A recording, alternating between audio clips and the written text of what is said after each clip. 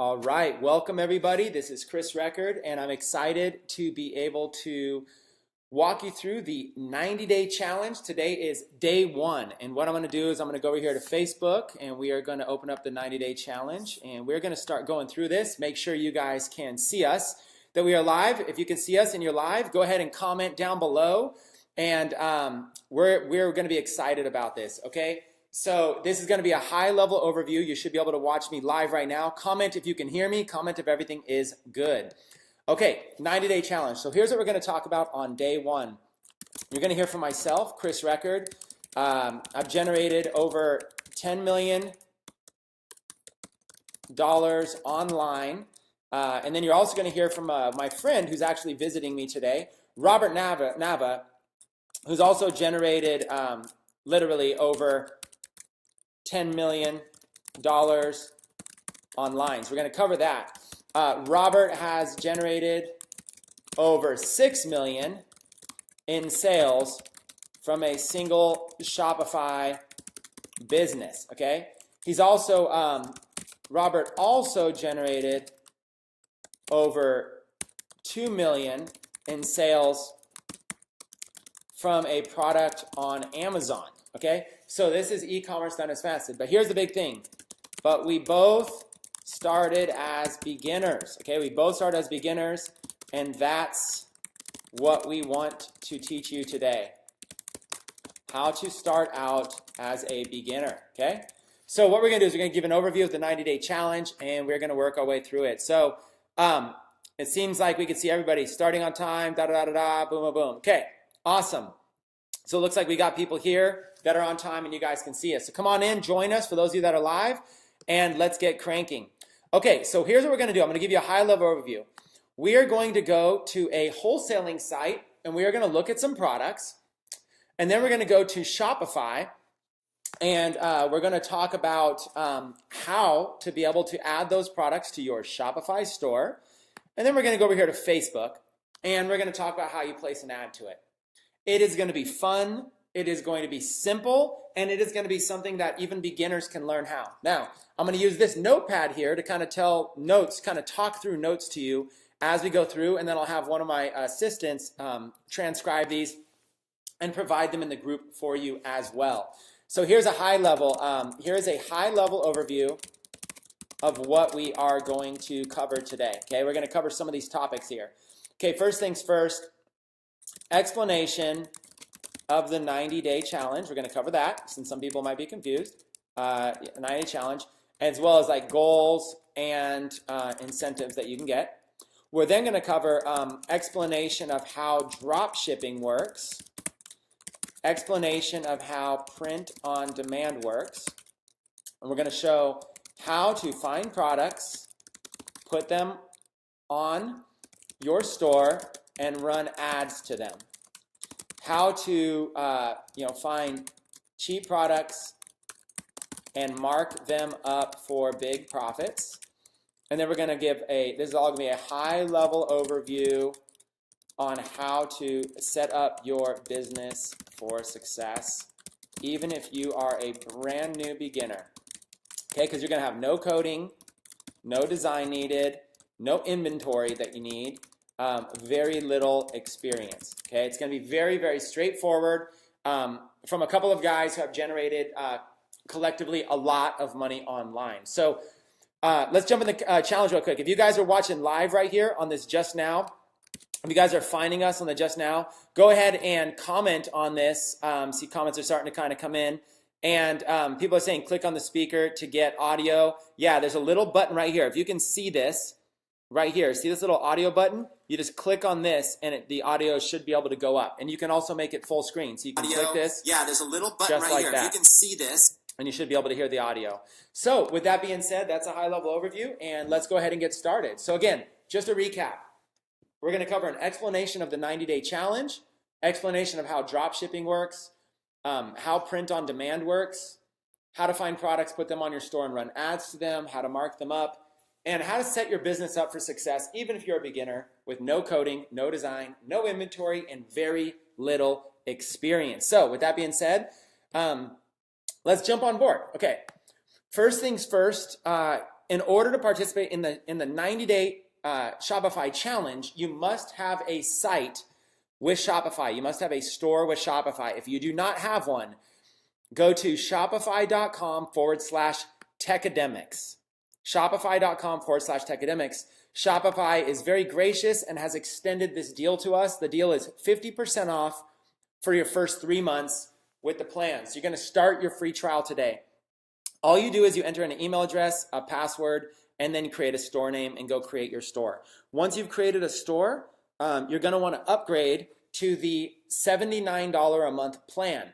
Now, it's going to be 50% off. Now, I'm going to address the first question a lot of people have, is that it doesn't say anywhere that the plan is 50% off. Now, listen, don't worry about that. As long as you sign up from your store here, Shopify will discount your plan for the first 3 months. So what you do is you sign up for a trial, then you choose a plan, but don't worry because you will not be charged until after your 7 days. So after 7 days, then you're charged 50% off of that first plan. So you're going to be charged $39.50 for your first month, your second month, your third month, and then your fourth month on, it will be the $79 a month plan. So that's the plan that you want. That plan has the gift cards that we're going to be discussing how to use. That plan has the staff accounts, and that plan has the extra reporting. So the $79 plan is the one that you're going to want because that's the one that we're teaching on, and it has all of the features that you need and that you're going to want. Okay? So you're going to sign up. You're going to sign up for a store. Now, some of you have been asking, does it matter what your store name is? No, it does not matter what your store name is. Just start with a basic store name. Whatever you put here is like a username. So don't really worry about this because you're going to actually be able to get a domain name for your store at any time later. So start, if you haven't already done this, make sure you have this step. Okay, assuming that you have your Shopify store, you're going to go ahead and log into your store. Okay, you're going to log in to be able to follow along and be able to do this. Now, the very first thing that I teach everybody to do is, and let's put this in the notes. Okay. Number one, first thing I do is you're going to look at other Shopify stores to get examples of what to do, okay? Look at other Shopify stores. This is called modeling. We are modeling after other Shopify stores. So for a high-level overview of what the 90-day challenge is, we're going to help you build a Shopify store and help you become successful with it over the next 90 days. So let's start by, let's look at some other Shopify stores to see some examples. So are you ready? Follow along with this search right here. Go to Google. Let me blow up my screen a little bit bigger. Go to Google, and this is called a site search. Let me put this in the notes. This is called a Google site search, okay? And you're going to search for, this is going to be your search phrase right here, site:myshopify.com. Site:myshopify.com. Let's look what happens. Site:myshopify.com. When you do Google search, type in site:myshopify.com. About 15.8 million results show up. Now, of course, some of these are going to be promotion ads and stuff like that. But look at all of these ads right off the bat. Funky and chunky, empowering through fashion. We make handmade bags and statement jewelry from Africa, made in Ghana. Okay, next one. Beast Mode Apparel, lifestyle and athleisure, kind of like athletic but athleisure brand of Marshall Lynch. All things real estate home. This is real estate related stuff. Marketing ideas, supplies, a yard sign, stickers, buyer journals. iNetra, smarter refractive care. Okay, inspiring American-made clothing store. We feed hungry Americans. Okay, you see this? In Tucson, Arizona, it feeds 12 emergency meals, plus ethical t-shirt printing. Electric bike kits. Design for everyone every day. Day designer, strategic planner, and daily agenda. A shop for pre-built little free libraries or kits, library accessories, apparel. This one's an online gallery for your smartphone. Okay, you get it. There's literally 15 million pages. So these are all Shopify stores. So what you want to do is you want to do this search, and you can start clicking through. Now, just because they list here doesn't mean they're any good, but these are going to give you examples of what Shopify stores are. So look at this. Funky and chunky, they have a logo. They have some categories up here. And they have, this is called a slider. It's an image that basically they can put up there. And then they have their products. Okay? So look at this. They're selling products. This could be you. Okay, so let's click on one of their products, these little earrings. Small silver-plated Africa-shaped earrings. So what they do is they have basically a product, these little Africa earrings. They're tailoring the African market, small silver-plated Africa-shaped earrings, and you can basically put a picture and a price. You could put a description, and then you can add it to the cart. And the way Shopify works is Shopify handles all of this for you. All you do is put the picture up, okay? And you put the price. And then they can go to checkout. And then as soon as they go to checkout, it takes them to a checkout page at Shopify, and they put this big logo behind it. So don't mind that. It probably looks a little bit more like this. They put this big logo behind it, and the customer puts in their information, and then they can check out and they can buy these. So that's how Shopify works. They go to this website, your website, Funky and Chunky. This is the homepage. They go to an individual product, and then they can add the product to their cart, check out, and now they can go enter their customer information, their shipping address, continue, and then they'll put in their credit card and they'll buy it. Okay, that is how Shopify works. Now, let's go back to that My Shopify search, and let's go to the next one, Beast Mode Apparel. Now, notice you can have all kinds of things with Shopify. This site has a lot more. This site has like a little email box that pops up. This is done with Shopify. If you want a customer to enter in their email, this is all handled for you. So here's another Shopify store. This one's a little bit more professional looking. They've got videos, they got categories. You can do all of this with no coding, no design, no anything, you guys. Very, very simple. You guys are able to set all of this up, and that's what's exciting. And so you can find products, you can put them up. Every single Shopify store is going to work the exact same way. You're going to have a home page, you're going to have categories, you're going to click on an individual product. It's going to have a product picture, sometimes more. It's going to have a title, a description. Here's the description. And in this case, it's got sizes, okay? And then you can add it to the cart. You press add to cart, and then boom, it added it to the cart right here. And then you can go, every site's a little different, but it's the same. You go to checkout, this shows all the items in your cart, proceed to checkout, and just like that, we're now, look at this. The shopping cart page is exactly the same, right? It all ends up here. Okay, now look, they have their own domain name, beastmodeonline.com. So you can have your own domain name if you want. You can really kind of take this any way that you want, you guys. It's very, very simple. You can set it up this way. There's a lot of stuff you can do. So everything eventually ends up right here at this checkout page. And when you're on this checkout page, it's really cool because you can sit in here. Set it up this way. Sorry, I turned on my volume, the other thing. You can set it up in here, and you can actually start, you can sell anything you want, okay? Thank you for shopping Beast Mode. You can have your own logo, your own domain name. You can have anything you want, okay? You can have products, pictures, categories, all kinds of cool designs. So let's go back to My Shopify. We're going to do this for a couple minutes because I need you to understand what Shopify is and how you make money. Here's a site that says all things real estate home. Okay, as you can see here, they've got a logo. They've got their categories. They've got their products. Okay? So here's all the stuff they're selling. They're selling bottle tags. They're selling agent notes, hats, signs. So you can click on this, like a category, and they have all these different signs you can buy. So let's kind of look at one of these signs. We're like, oh, this looks really, really cool. Let's click on this one. This is an individual product. It's called a listing welcome sign. It's $21.95, and there it is. There's a picture. You can put in more than one picture. And again, no coding is needed. This is what you guys got to understand. No design, no coding, no anything. They've got a description. They've got some reviews. If you would like reviews, there's a little, Shopify has an app store to add this. So you can literally, this whole site you're seeing right now, this is my main point. Everything you're seeing here, you can do. Everything you're seeing. You can have a logo, you can have categories, you can have products on here. You don't even have to have the products. You don't even have to have any inventory. You can have all of this stuff here. Description, price, and look at how simple this is. Buy now. You'll watch. This one on this store, the theme adds it up here on the top, and then you go to your bag. You go to check out to your My Bag or whatever. There's your shopping cart, and you go here to check out. And look at this. It's the same thing. It's the checkout page on Shopify. They enter in their customer information and they continue. Everything ends up being the same. So all of these sites use the same platform. That platform is called Shopify. And Shopify, again, you go to shopify.com/Tecademics, and you're going to get 7 days for free and then 50% off for your first 3 months. You're going to choose the $79 a month plan because that is the plan we're going to be teaching through this 90-day journey.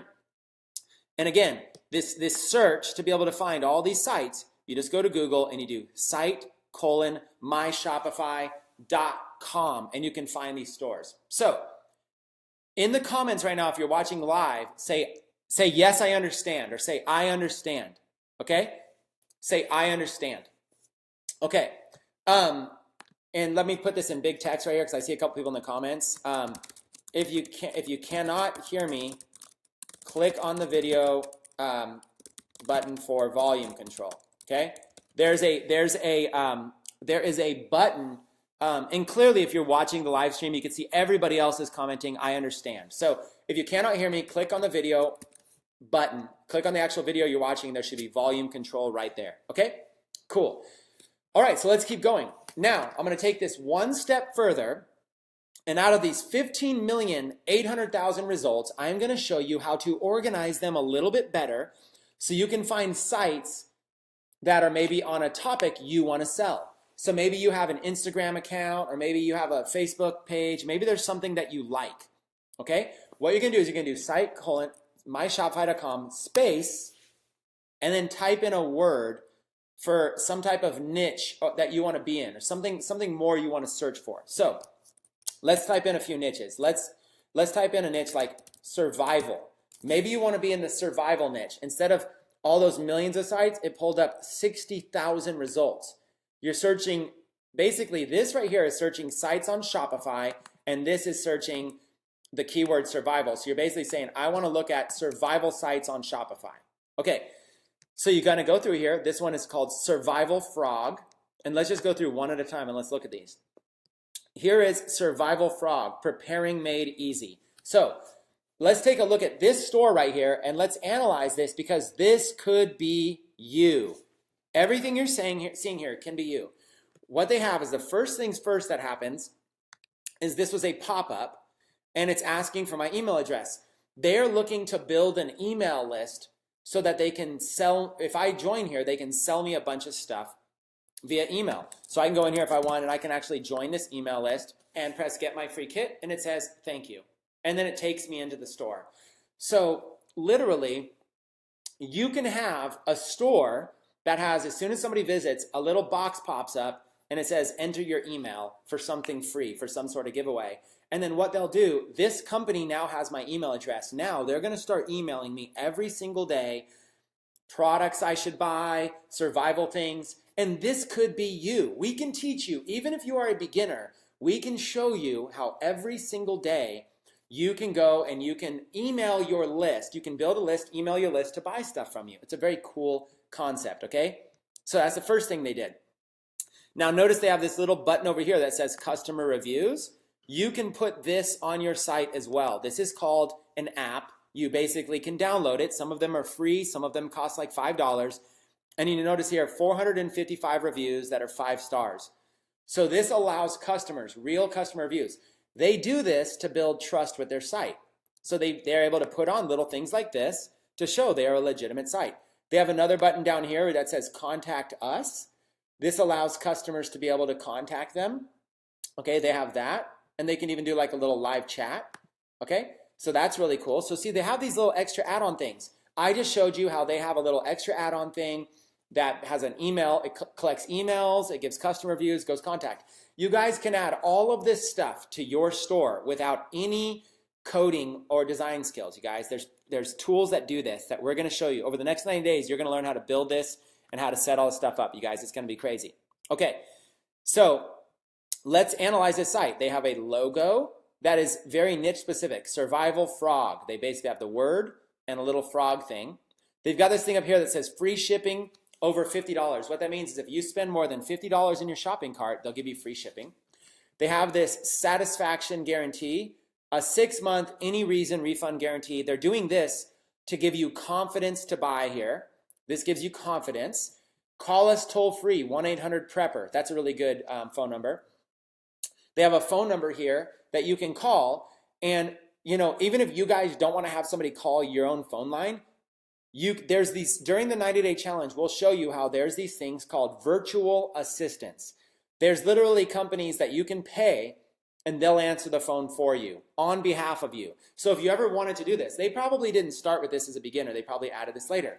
But what we're doing is we're looking at their site and we're saying, wow, they have a logo, they have confidence, customer reviews, confidence, and they have all these products. So now, after I opted in, it took me right here to this product, a paracord grenade survival kit, special free offer, $17.97 value, yours now for free, limit 1 per household. So check this out. They're willing to give me this item for free right now. Right now, they're giving it to me for free. But I have to pay shipping and handling, okay? So that's the catch. The catch is they'll give this to me for free, but I just have to pay shipping and handling in order to be able to get it.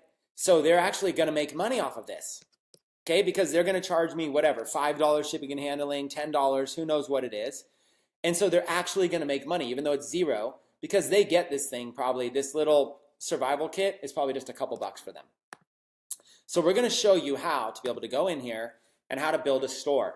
You can build a store. Now this is a very advanced store. Look at how many different categories they have. They have products and all kinds of things. They've got hundreds of products in here and they got a little theme going, okay? So they're looking for survival products. But that's how easy it is. This is a very professional store. Here's the main point you're going to walk away with. You can model after this store, you guys. You can have a store like this. Okay, let's go back to survival. Let's check the next store here. Survival Life Store. Okay, let's take a look at it. Here is Survival Life Store. Okay, and you've got a beautiful brand. You can shop by category. They've got knives, clothing, paracords, camping, hunting, food, all this kind of stuff. They've got a clearance section, new. They've got, remember, gift cards. You guys have to have. We're going to show you guys how to use Shopify gift cards. Make sure you have the middle plan with Shopify, the one that is $79 a month, because we're going to show you how to use gift cards. These are going to be a huge seller for you. So every store is essentially pretty much the same. They've got a top little thing up here that says free shipping. They've got a logo and categories. They've got a big image. And then they have their categories here. They have these products. So let's click on the fire category. Okay, you'll notice all these individual products that they have. Okay, look, they're selling all these products for 99 cents. The reason they're selling these for 99 cents is that they're going to charge you for shipping. So you can see here, let's go look at this product. They're going to call this one Everstrike. This clever tool basically fits anywhere, and you can start a fire without matches, even if it's been soaked in water. It has like a little fluid in here, like a little canteen fluid to start a fire. It's got a little flint scraper. So also notice this just popped up. Harold in Wellsville, United States purchased an Everstrike. So this is an app, another app you can get on your store that will every like 10 or 15 seconds, it'll pull up a little notification that somebody just purchased something, because that helps give confidence to your buyers. Look, Dan in Albuquerque purchased an optical fire starter. And then your customer can even click on that and say, oh, an optical fire starter, what is this? Look, Jose in Laureldale purchased a solar-powered battery charger. And just like that, it'll link over to that. Philip in Greenfield purchased a 24-piece ultimate grilling set.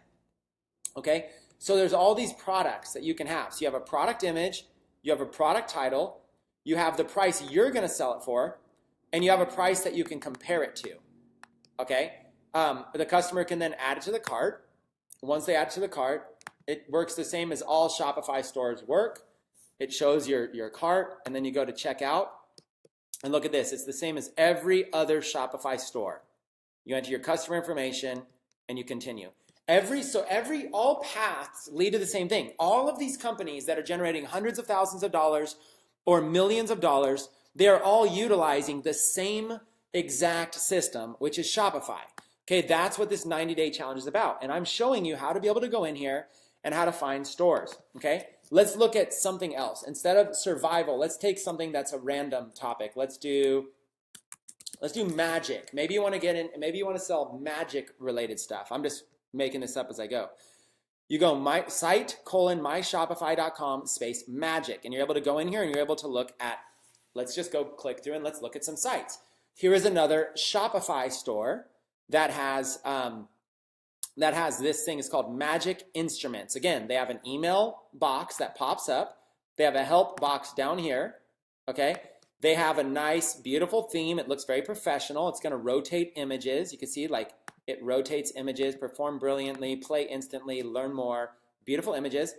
Magic Instruments Rock Stars. It's some testimonials. And then here's like the magic guitar. Here's all, they're able to sell their product. Very beautiful. They're able to sell this thing. Okay, that's an example of a Shopify store. Let's go down here. Learn amazing magic tricks. Okay, here's a magic site. You'll notice it has this big bar up here, and then it has this logo, and then you can shop. They have magic, card magic, coin magic, street magic, and mentalism. So you can go in here and you can click on card magic, and it's going to show you a bunch of card magic stuff. So you click on here, and here's like they give you the picture of the card and what it is. It's $14.95, and it's got a video that shows how to use it, and then it's got a description of why you want to do it, and then you add it to cart if you want this. And there's your shopping cart, shows all your products. You go to checkout, and it's exactly the same, okay? Everything's exactly the same. So I want you guys to understand this at a very high level, that all of these sites, all of these millions of sites all use the same exact platform. And that platform, this is just costing $79 a month. And it's $39.50 when you get it through, for the first 3 months for this 90-day challenge when you get it through our link. They're all using the same platform. So what if we could show you how to be able to go in here and build a niche store on almost any topic that you wanted? You can build a store, or you can build it on a bunch of topics, on any topic you want, without any coding, any inventory, or anything. That's what we want to show you. So like watch. Let's do one more. Let's do the niche. Let's do a dog niche. Pitbull, and let's see if there's any dog stuff. Okay, here's Pitbull gear. Let's go to this first one here. So see, you can build a store that's all about dogs. It's all about pit bulls. See, they got this thing on the top. They have a free shipping bar that came up. They've got a little box down here that says subscribe now. Okay, these are apps that you can attach to your store with no coding. Here's another thing that says contact us. Okay, so you see all the same stuff. They all have the same stuff. They have a logo, and they have their shopping cart. They have their categories: men's, women's, kids, collars, harnesses, leashes, dog apparel. So they even have clothing for adults. We go like t-shirts that are dog related, that are pit bull related. So like, look at this, pit bull dad. So this would target dads that are pit bulls. Judging me doesn't define who I am, it defines who you are. This is basically calling out people that judge people who own pit bulls. Here's a picture of a pit bull with the word misunderstood. Ban stupid people, not dogs. See, these are targeting people who love pit bulls, okay? So pit bull advocate, American pit bull, ban stupid people, not dogs. And this one here, pit bull owner, tattooed, educated, employed. So this is really targeting a group of people.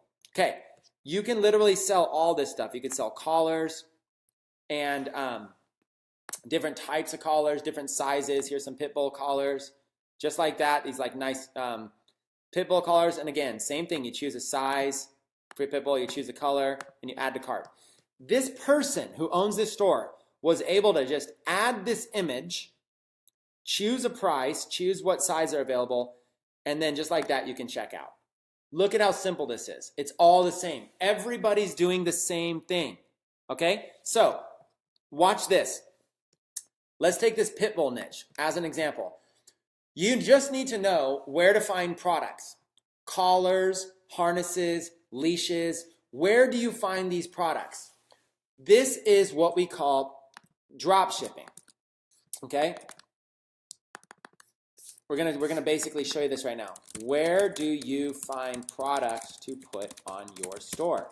Okay, we do something called drop shipping. Okay, we find products on a third-party wholesale site. We put the pictures of those products on our store. We mark up the cost of those products so we have profit. When a customer orders the product for retail price, the money goes to you, okay? I'm gonna actually change this all to you so it makes more sense. You find the product, you put the pictures on, you mark up the cost. When a customer orders a product, the money goes to you. You take a percentage of the money and pay it to the wholesaler. You pass along the address / shipping info of the customer to the wholesaler. The wholesaler then drop ships the product directly to your customer, but they don't put their wholesale branding on it. The package gets delivered with no branding, as if it came from you, from your store, okay? So drop shipping is where there are people in other parts of the world that have warehouses that are filled with products. They allow you to sell those products. When an order comes in, you send the information over to that wholesaler, and that wholesaler will ship the product directly to your customer, okay? That's how drop shipping works in a nutshell. You're like the middleman or the middlewoman, okay? That's it. You find products, you put the pictures of the products in your store, and you mark them up. Okay, you also put like a title and description. When a customer orders, the money goes to you. You collect the money directly. Then you're going to take a percentage of it, and you're going to give it to the wholesaler, whatever their cost is. And then here's the thing. You keep the difference as profit, okay? Now, so as an example, let's say a customer bought something for $10 from you, and the wholesaler's charging you $5. You're going to go ahead and give $5 to the wholesaler, and you're going to keep the other $5. That's how this business works. The wholesaler is going to send it directly to your customer. If it's overseas, like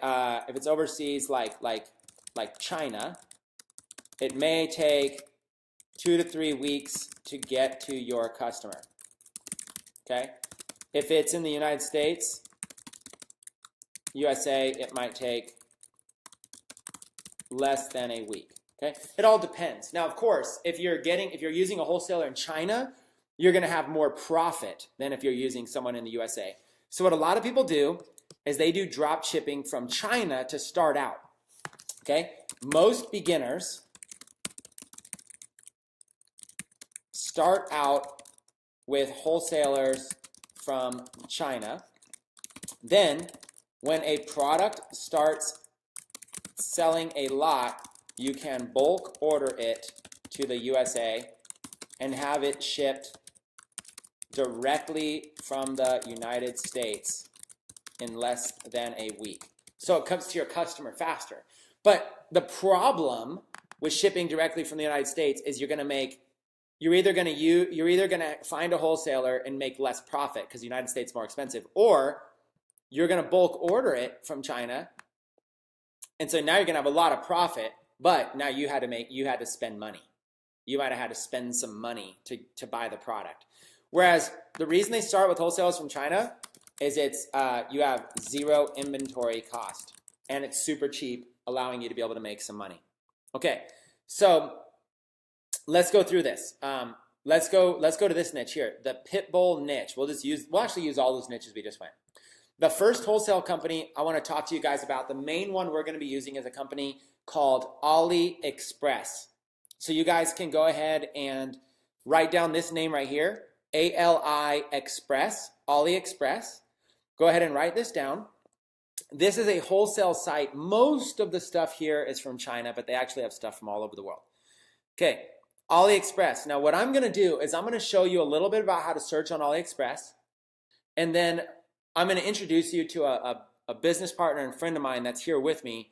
His name is Robert Nava. He sold millions of dollars online. He happens to be at my house today, and Robert is going to give you some tips on how he's found Aliexpress.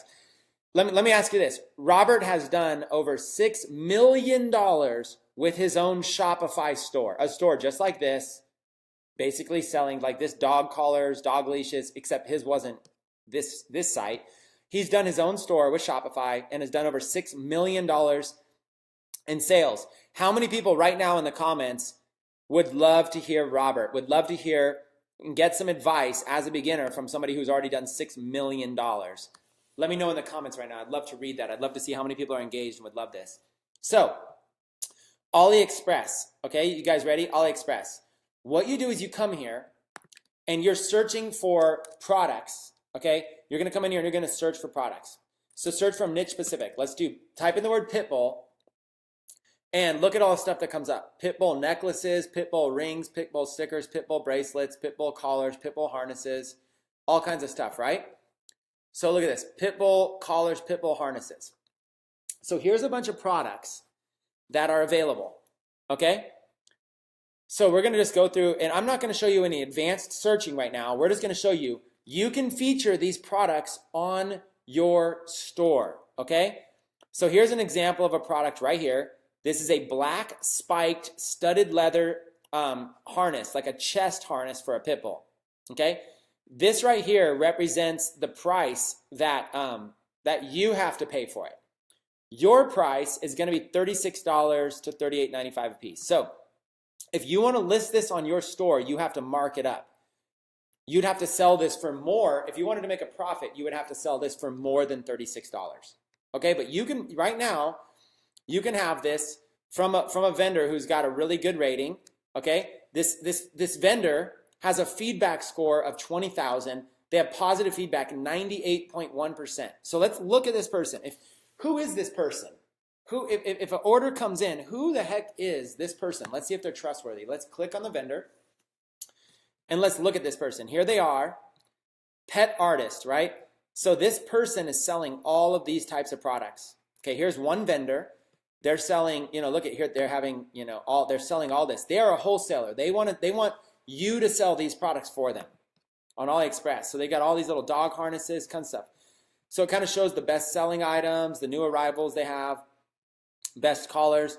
So you can sell like all of this stuff right here, okay? You can feature all of this vendor's products on your store. Nylon harnesses, small dog harnesses, leather harnesses, harnessettes. You can resell all of this stuff. Okay, you look at this, like this right here, service dog harness. It's gonna cost you $7.69, okay? Here's this little small dog harness. This is gonna cost you $3.31, okay? So like this product right here on this Aliexpress wholesale site, the public doesn't know about this, okay? The public is not gonna buy from like, China. The public just wants to buy, people in the United States just wanna buy retail, okay? So here's an example of this thing right here. This is just an example of this harness, okay? This harness is gonna cost you like $3.31. So look, you can sell 4 colors of it. You can sell red, pink, blue, and black.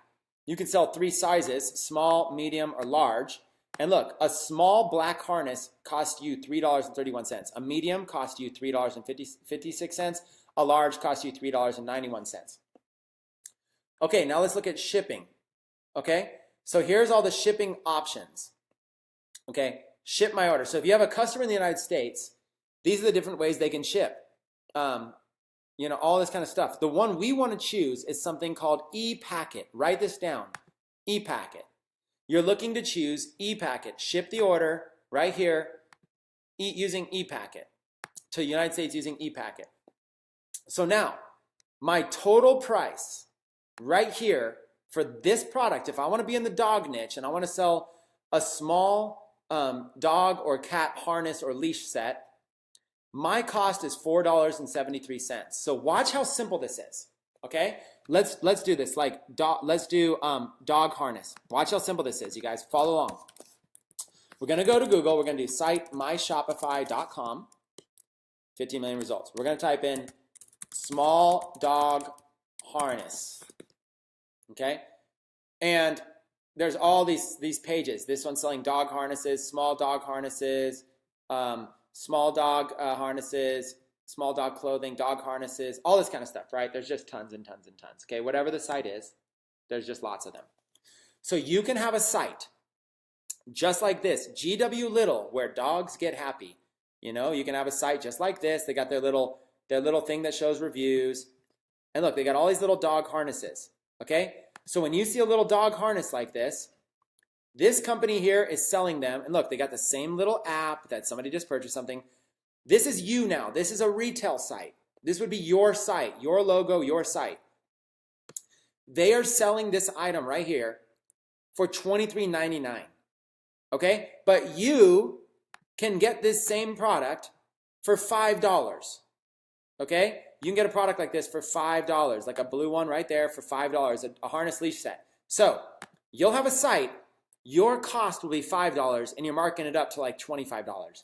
That leaves you like $20 in profit. Now, let's cover this in basic detail. The price of the product is $3.90. The price of the shipping to the customer is 83 cents additional. So your total out the door cost is $4.73. So if this was you, you would collect $23.99 from your customer, so $24, and your total, you're selling it for like $5, right? So you're essentially making the difference, $19 in profit. All you did was you featured a picture like this, and maybe some more pictures where somebody can look at it. See? All you did is you featured a little picture of it, just like this, but the customer doesn't see your wholesale cost. I mean, think about it. If you go buy a car, this is common sense. If you buy a car, do you assume the car dealer got it for a better price? Yes. If you go buy furniture, don't you assume the furniture dealer bought it wholesale and you're buying it retail? Yes. If you go buy anything, you're buying it retail. Okay? So you have $19. So let's put this down. Let's put down an example here. Example, dog harness plus leash set. Okay? Your cost is going to be product plus shipping equals, let's say, roughly $5. Retail on your store is going to be, let's say, $24.95. Now we do that. Instead of saying $25, you want to put retail like $24.95. Okay, $24.95. So let's just mark it up to $25. Okay, that means your profit before advertising cost equals $20 in profit. Okay, now you got to have advertising. So you might need to pay, like, let's say advertising, let's say it was Facebook ads. You might spend $10 in ads to get somebody to buy it. So now your profit after advertising equals $10 per dog harness sold. And then your goal might be to sell, let's say 250 harnesses per week, okay, would be 2,500 profit per week, and that equals monthly profit in that case would be 10,000 a month in pure profit, or not maybe pure profit, let's say in profit from just one product. Okay, now additional expenses may happen, such as let's do, like, you might have a virtual assistant, you might have somebody that does customer support for you, and so on. So you might have some additional expenses. So maybe even if you paid somebody like to run your business, to help with your business, maybe you paid them $2,000 a month out of that, you're still making like $8,000 a month. So let's say even $8,000 pure profit per month. Okay, $8,000 times 12 equals $96,000 a year, which is roughly $100,000 a year. Okay, so just like that, that's a six-figure business from one product. Now, if you don't believe that can happen with one product, then just imagine you have 100 products that are, so instead of you're selling 250 of that one product, maybe you're just selling 2 of that product per week. And maybe you just have like 100 of them. So that's an example, whether it's one product or a lot. Now here it is, in a nutshell. Here's where dogs get happy. A little dog logo, a little company, they got your categories. Look at all this dog stuff they did. They're in the dog niche, okay? They've got dog beds, dog blankets, dog toys, dog harnesses, dog. Okay, so let's stay in the dog niche. Here's that same product we just showed you how you can get it for $5 right here from this company. Okay, but watch this. Let's go through each one of these categories. Okay, I'm going to show you how these sites, you guys don't realize it, but almost all these sites do drop shipping. Watch this. Dog beds and dog blankets. Okay, let's go here to Aliexpress and type in dog beds. Look at all these results, you guys. Dog beds. Okay, look at all these things. $15, $12, 15, 13. Look at all these dog beds. All kinds of dog beds. You can mark them up. Here's your cost. You know, here's like a shark dog bed. Here's a dog bed, $12, you know. So there's dog beds. Okay, let's do dog blankets. Okay, here's dog blankets. A few dollars, a few dollars, a few dollars. Okay, so you see, look, already we're just in the first category here. Dog beds and dog blankets. We have all of that. Okay, let's go to the next one. Dog toys. Okay, plush toys, chew toys, tiny toys. You go back here and you can put all these products on your site. Dog, watch this, dog chew toys. Hey, look at all these dog chew toys you can put on your site. Okay, all you're looking to do is find a good vendor. Okay, you're looking to find somebody who has like a high rating, like 5 diamonds, okay, or higher on this site. Now we're going to go over the next 90 days. We're going to show you. But see how this person only has like a one diamond?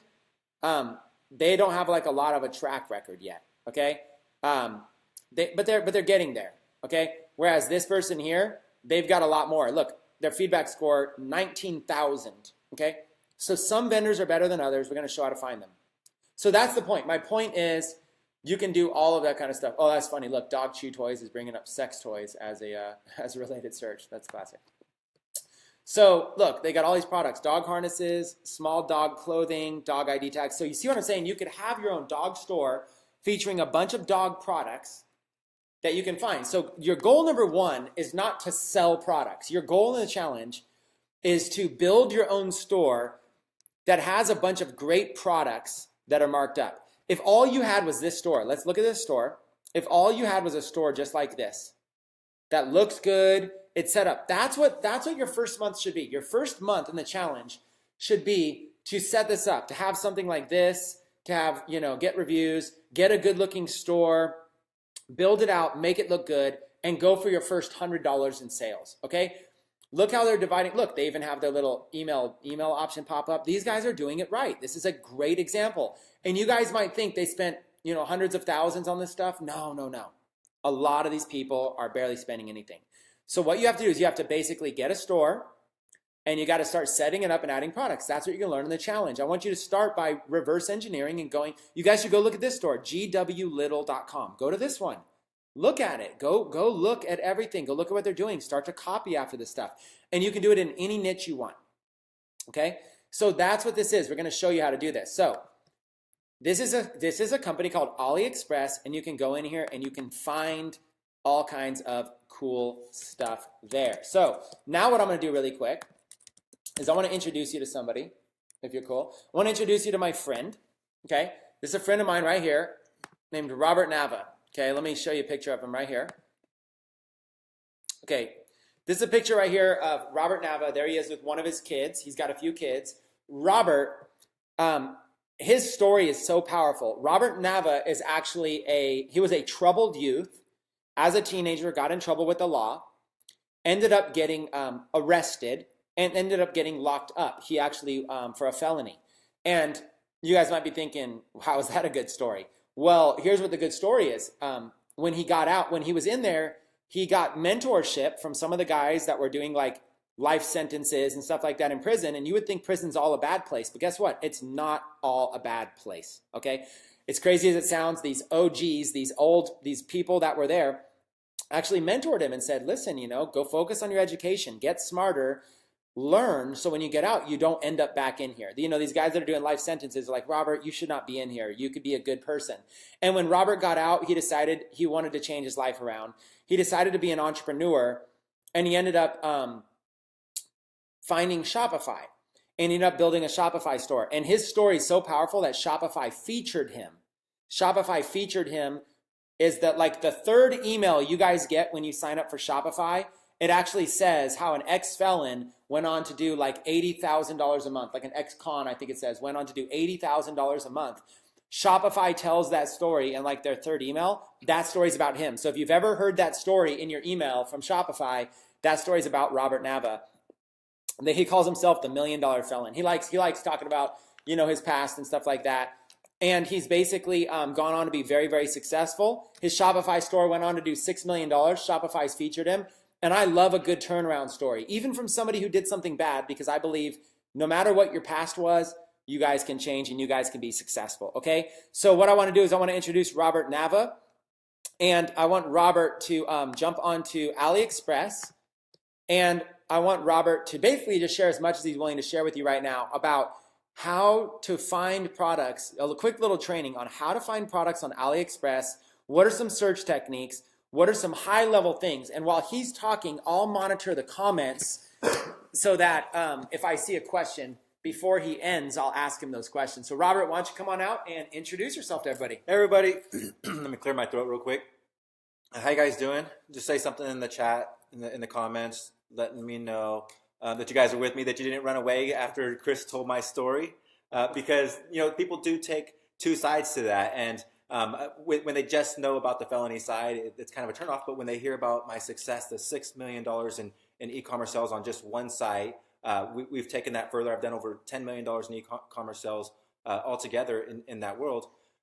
You know, that really gets people's attention, because anybody could do this. It doesn't matter where you came from, what your background is. It doesn't matter the mistakes you've made, the things that you don't know, the things that you do know. None of that is relevant when it comes to the opportunity that you have with Shopify.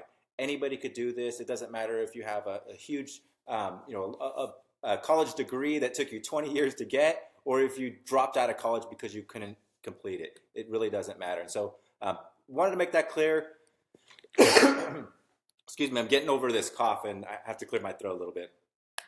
And everybody's saying what's up to you right now, Robert. They're loving the fact you're on, and they love your story. Awesome. Yeah, you see the car in my picture there that Chris showed a little while ago.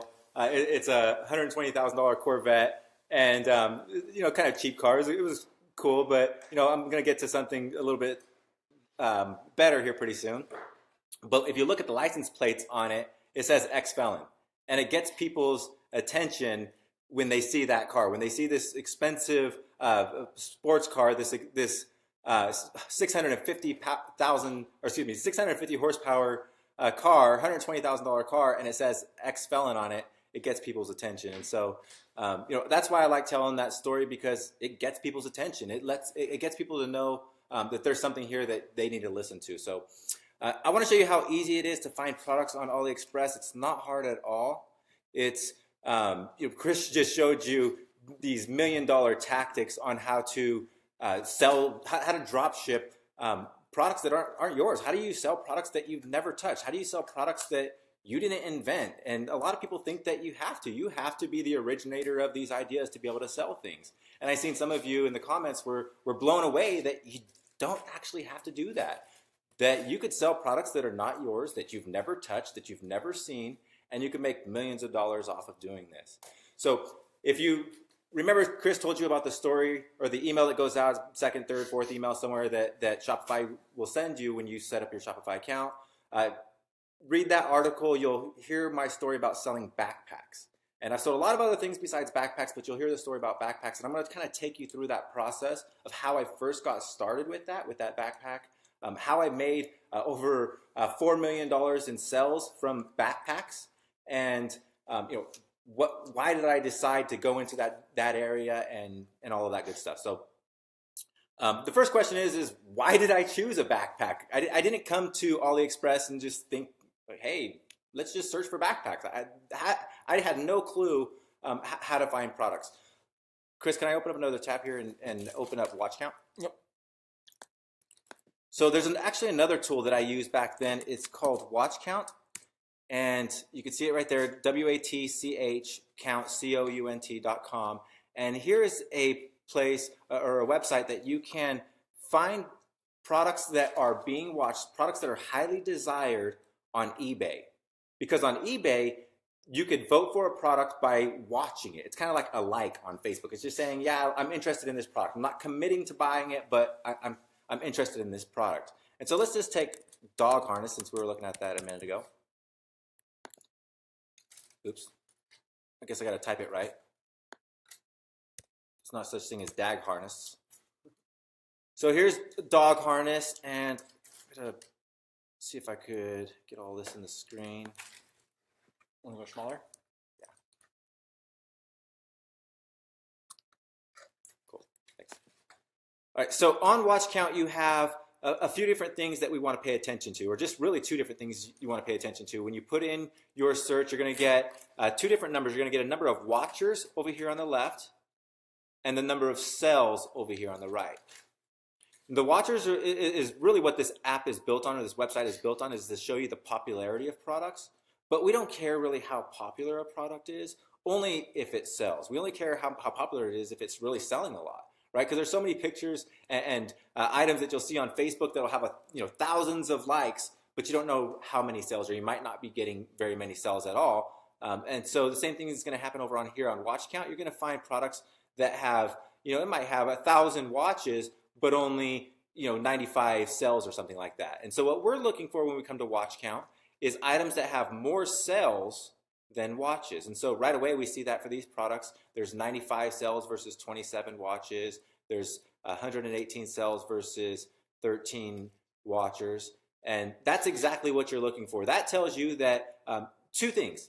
One, it tells us that dog harnesses are kind of in demand. People are buying these. Maybe, these are different types of dog harnesses, it looks like, or actually they look like they might be the same one, just different colors. But that doesn't really matter. What matters here, what's really important here, is that there's a lot more sales than there is watchers, because that tells you that people aren't just interested in looking at it and semi-interested in the product. It means that they're really committing to it. They're ready to make that purchase. They're already making that purchase over here on eBay. Now, what I did is I actually was I had several different pages on Facebook when I first got started. And I was testing, I tested a bunch of different little marketing strategies outside of e-commerce. I had apps and websites and services and blogs and different things I had tested and completely failed at. But I had some Facebook pages from a time when I was trying to sell t-shirts. And one of my pages was, I love national parks.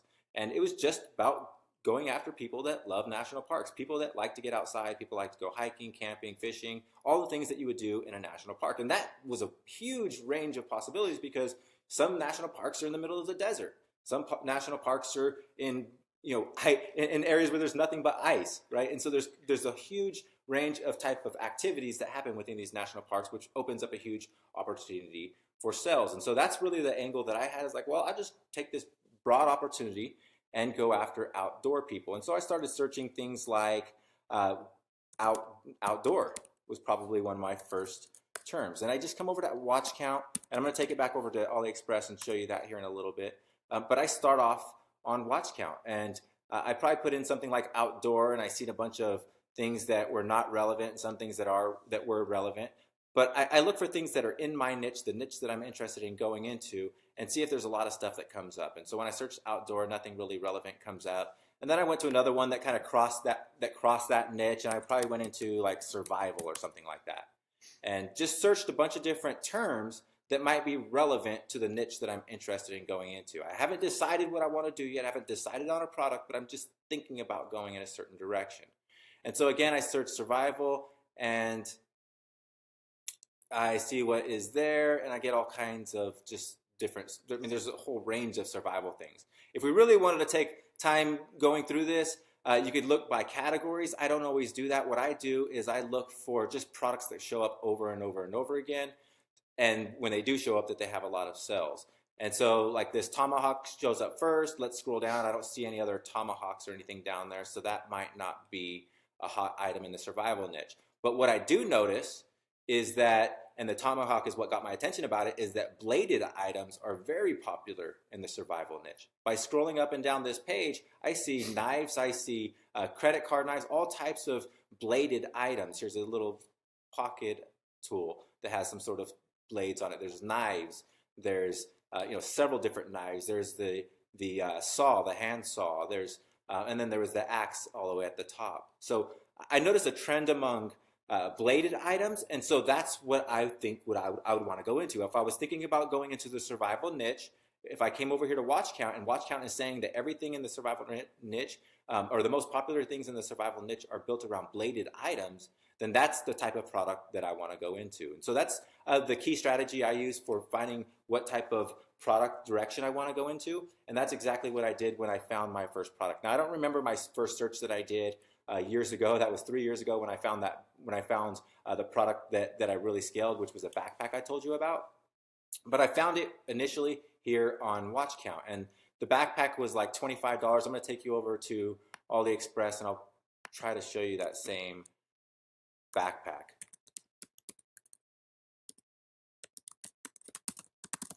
And I had an idea of where I wanted to go because I had a page already, but you don't really have to have any ideas. All you got to do is just search keywords, just pick any keyword and see what goes up, what comes up.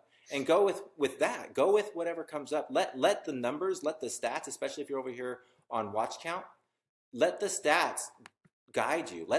I looked here and the numbers told me that bladed items were hot. Bladed items was where I needed to focus at, right? So that's what you would do. And back then I found backpacks. That's what showed up, was a lot of backpacks.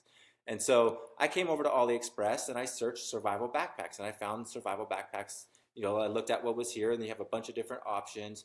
And this was actually the backpack that I started selling, and it says now that it's $32 with free shipping via ePacket. So when I first started selling, I think it was $24. I don't know why they're selling it for so much here, but it was $24. And then it's because ePacket is checked. That's why. Yeah. See the actual price right there. Okay. It's $20, and then I just have the extension. It's $20, and then with shipping, it's $30. Okay, yeah, that makes sense. So it used to be $24, and I had it priced at $29 on my site plus $10 shipping. And it cost me about $5 to get a conversion. And so the $5 markup that I had, if I put it at $25 on my site, that's a $5 markup. I lose that to my ad cost, but I made $10 on shipping. Okay, let's do a quick little assignment here, okay? Robert's backpack case study. Okay, so you had, we're going to kind of do the same thing I did right here. So we're going to do same kind of thing. Actually, let's even just, so Robert's case study. So your cost was, for the backpack was what? $24, $25. Let's just say $25. Okay. Shipping, was that with shipping? That was being drop shipped and everything, yeah. $25 was your out the door cost for the product and shipping. So your cost for the product plus shipping to the customer was $25. Okay, so the next thing you want to do is you retailed it on your store. So let's say retailed on store, your store for, how much were you selling it for? It was $29 plus $10 shipping. $29.95 plus $10, what's called shipping and handling, S&H. So that's a total of $39.95. We're going to round it up to $40. Okay, so he's basically, and this is rounded up figure, so he's basically, his cost is $25, but he's charging $40 on it. So same thing as this, your profit before advertising cost was $15. Okay, but then you said your advertising cost, same kind of thing. Your advertising cost was, you said to acquire a customer, it cost you how much in ads? About $5. About $5 in ads. So then your actual, same thing here is the dog harness one. Profit after advertising was about $10 per backpack sold. And I never touched the product. And that's with, that's with no inventory, no handling, never touched the product, which means he only used pictures. And I never sold online before. Like I've never successfully sold online. I didn't have experience. He had never successfully sold online before ever. Okay, so he figured out now. So the idea is you're looking to get your own case study. You've got to find a product that you think would sell well, and that's that. There's a little bit of an art to it. So you watch webinars, you come on the 90-day training, you get in the community. You got to kind of like you can't just pick random. If it was as easy as just picking any product, we'd all be very, very rich, right? So it's like you're basically like, searching for treasure, but and then you find one that goes well. And look at his numbers here. $25 his cost. He's selling it for 30, but then when they check out, it's an additional 10. So he's really selling it for 40. You need to understand that Robert is collecting the $40, and then he's sending $25 and the customer shipping details to that wholesaler. So, this person here, let's say it was this one here. Yes. Okay. So this backpack here, let's say it was like this person here, whatever. There's this wholesaler, this Windsor store. Okay. So this company here, this Windsor store company on Aliexpress is a wholesaler. They got a good positive rating. They've got all kinds of stuff. They're selling all these little things, like little survival gizmos and gadgets. He's essentially buying it from them. So all he's doing is he's being the middleman. What happens is somebody buys his backpack for essentially $40 because they have to pay for shipping.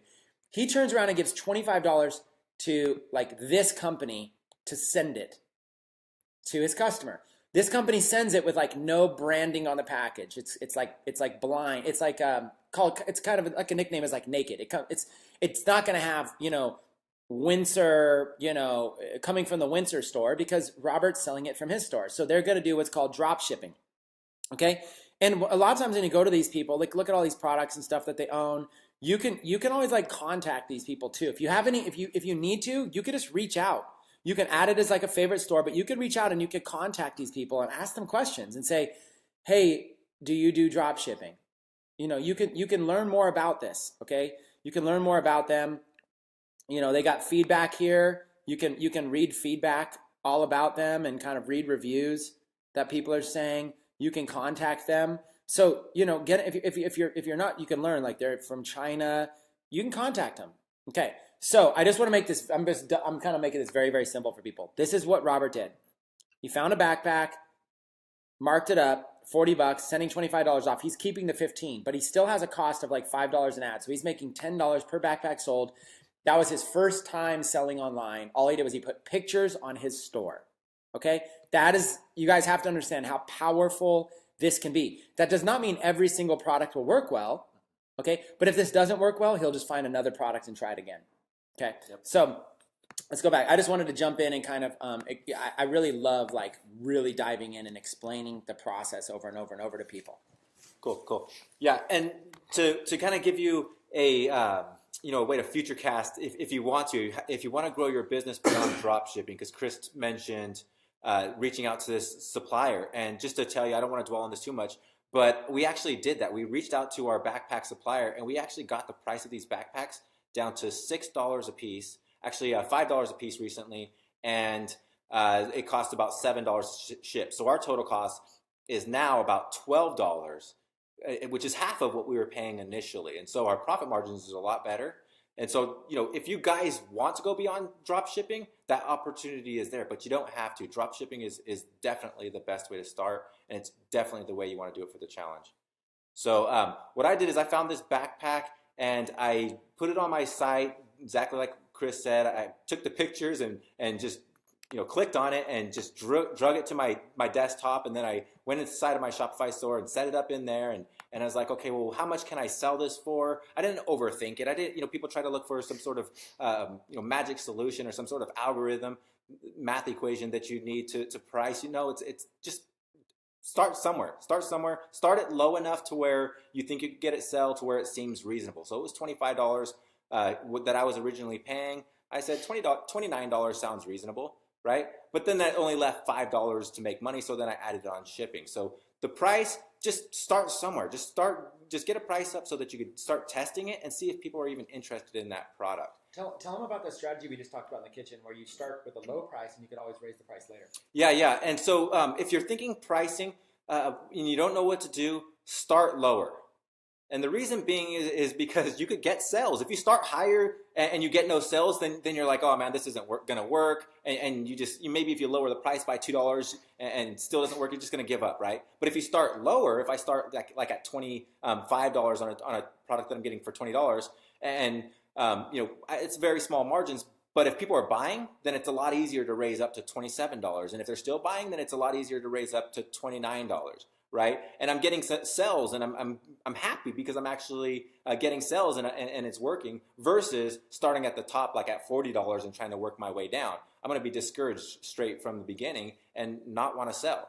So we want to go for the path of least resistance. And so, when you're talking about pricing your product or looking at pricing your products, just do what sounds reasonable and start lower to be safe. Good advice.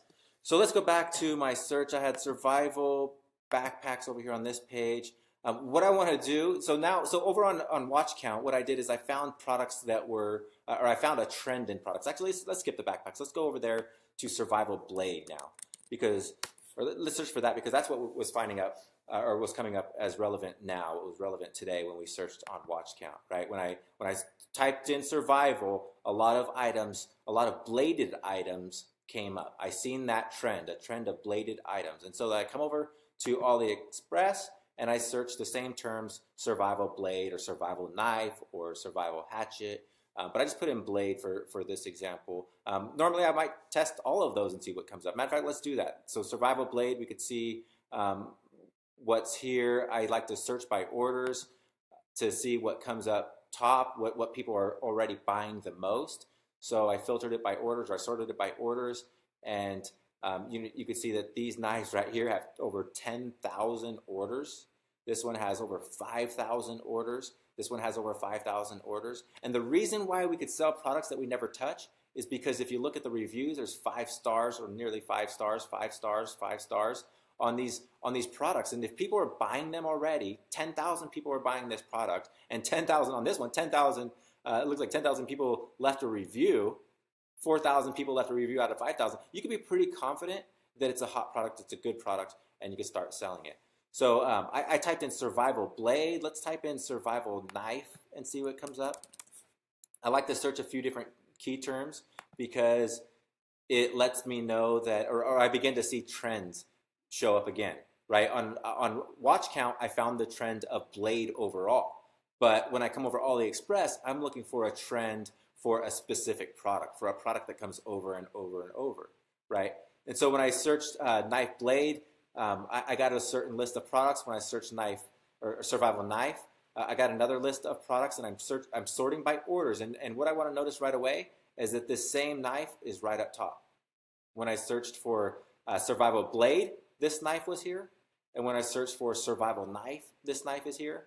And this is that knife that had 10,000 orders. And so you want to focus on products like that. That's the type of product you want to put onto your store.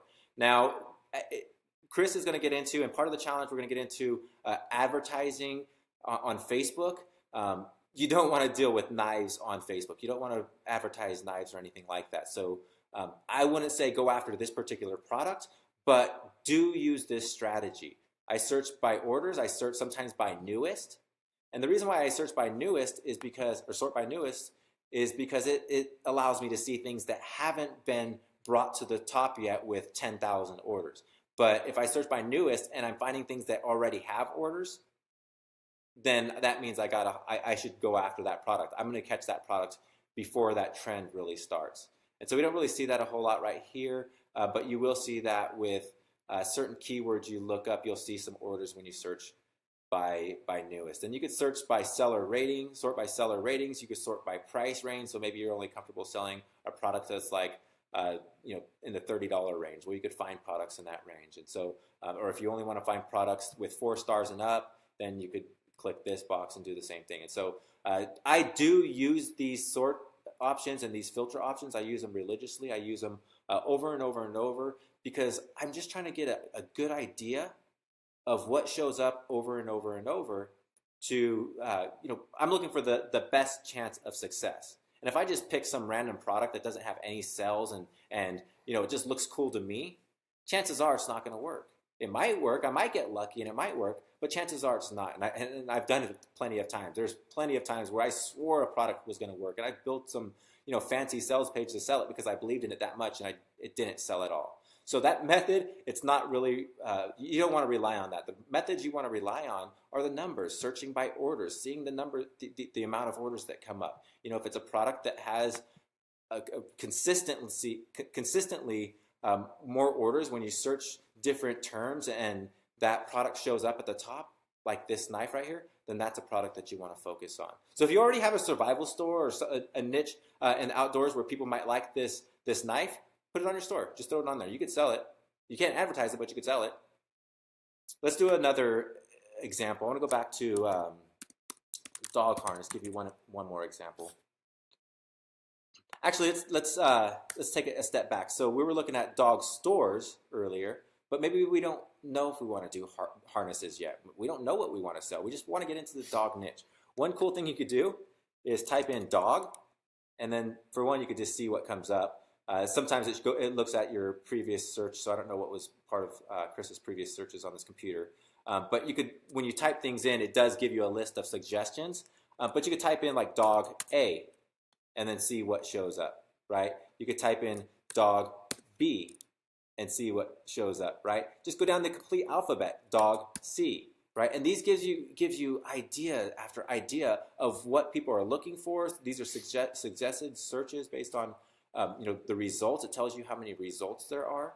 How many, if you're going to search dog clothes, you're going to find 65,000 options, right? Which probably means that it's going to be a popular or a good direction to possibly go into. If you find a product in there or a product type like dog clothes and there was only 5 orders or 5 results for that, 5 products in dog clothes, then it's probably something that you don't want to go into. You want to go into things where there's a lot of products because it just shows you that there's a whole lot of opportunity. So let's go back. Let's say dog. Let's just pick a random one. Let's pick dog G and let's see what comes up. Dog grooming. Cool. I wouldn't have really thought of that one, right? Dog grooming, I wouldn't have thought of that. So let's just pick that, click on it. We were interested in possibly going in the dog niche. We see when we type in dog G that dog grooming is a popular sub-niche or niche to go into. And so I search by orders and see how many orders there have been or see which products had the most orders in the dog grooming niche. And this comb is what comes up for first, this brush. It's a pet dog grooming practical needle comb for dog, cat, gilling, brush, quick clean tool, pet supplies. Don't steal Aliexpress's titles. You don't want them. If you put this title on your store, you're not going to sell it, right? But what you can know is that this product sells well. People want this product, right? It makes total sense. Nobody wants to let their dog run around. If it's a lot of dogs are prone to, a lot of breeds are prone to shedding, and so a lot of people want to keep the shedding down, and so they brush their dogs and take care of them. And so it seems, it makes sense that it's a very popular product, but I wouldn't have thought of that. I'm not part of the dog niche. I don't own a dog. I have owned dogs, but I wouldn't have thought of that.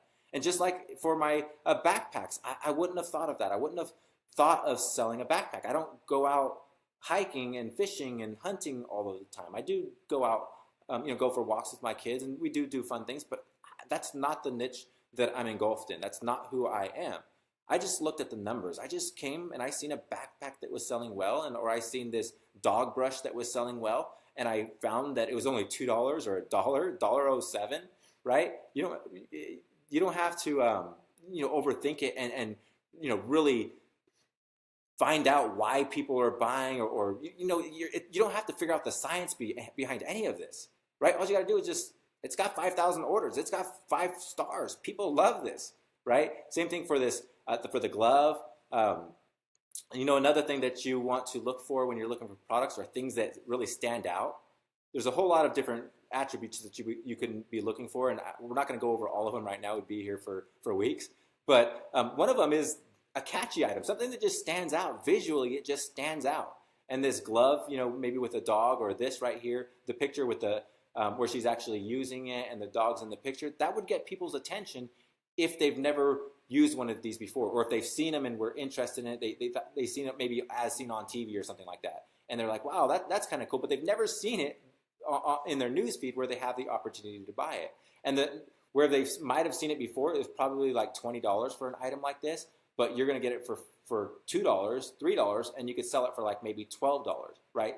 So there's that huge value, that monetary value. They're saving money by buying it from you, and that's why you would get that impulse purchase. That's why they would buy from you over other people, because you have an item that's standing out to them, that caught their attention, and you're giving it to them at a really good price. So don't really overthink why they're buying it from you. It doesn't really matter why they're buying it from you.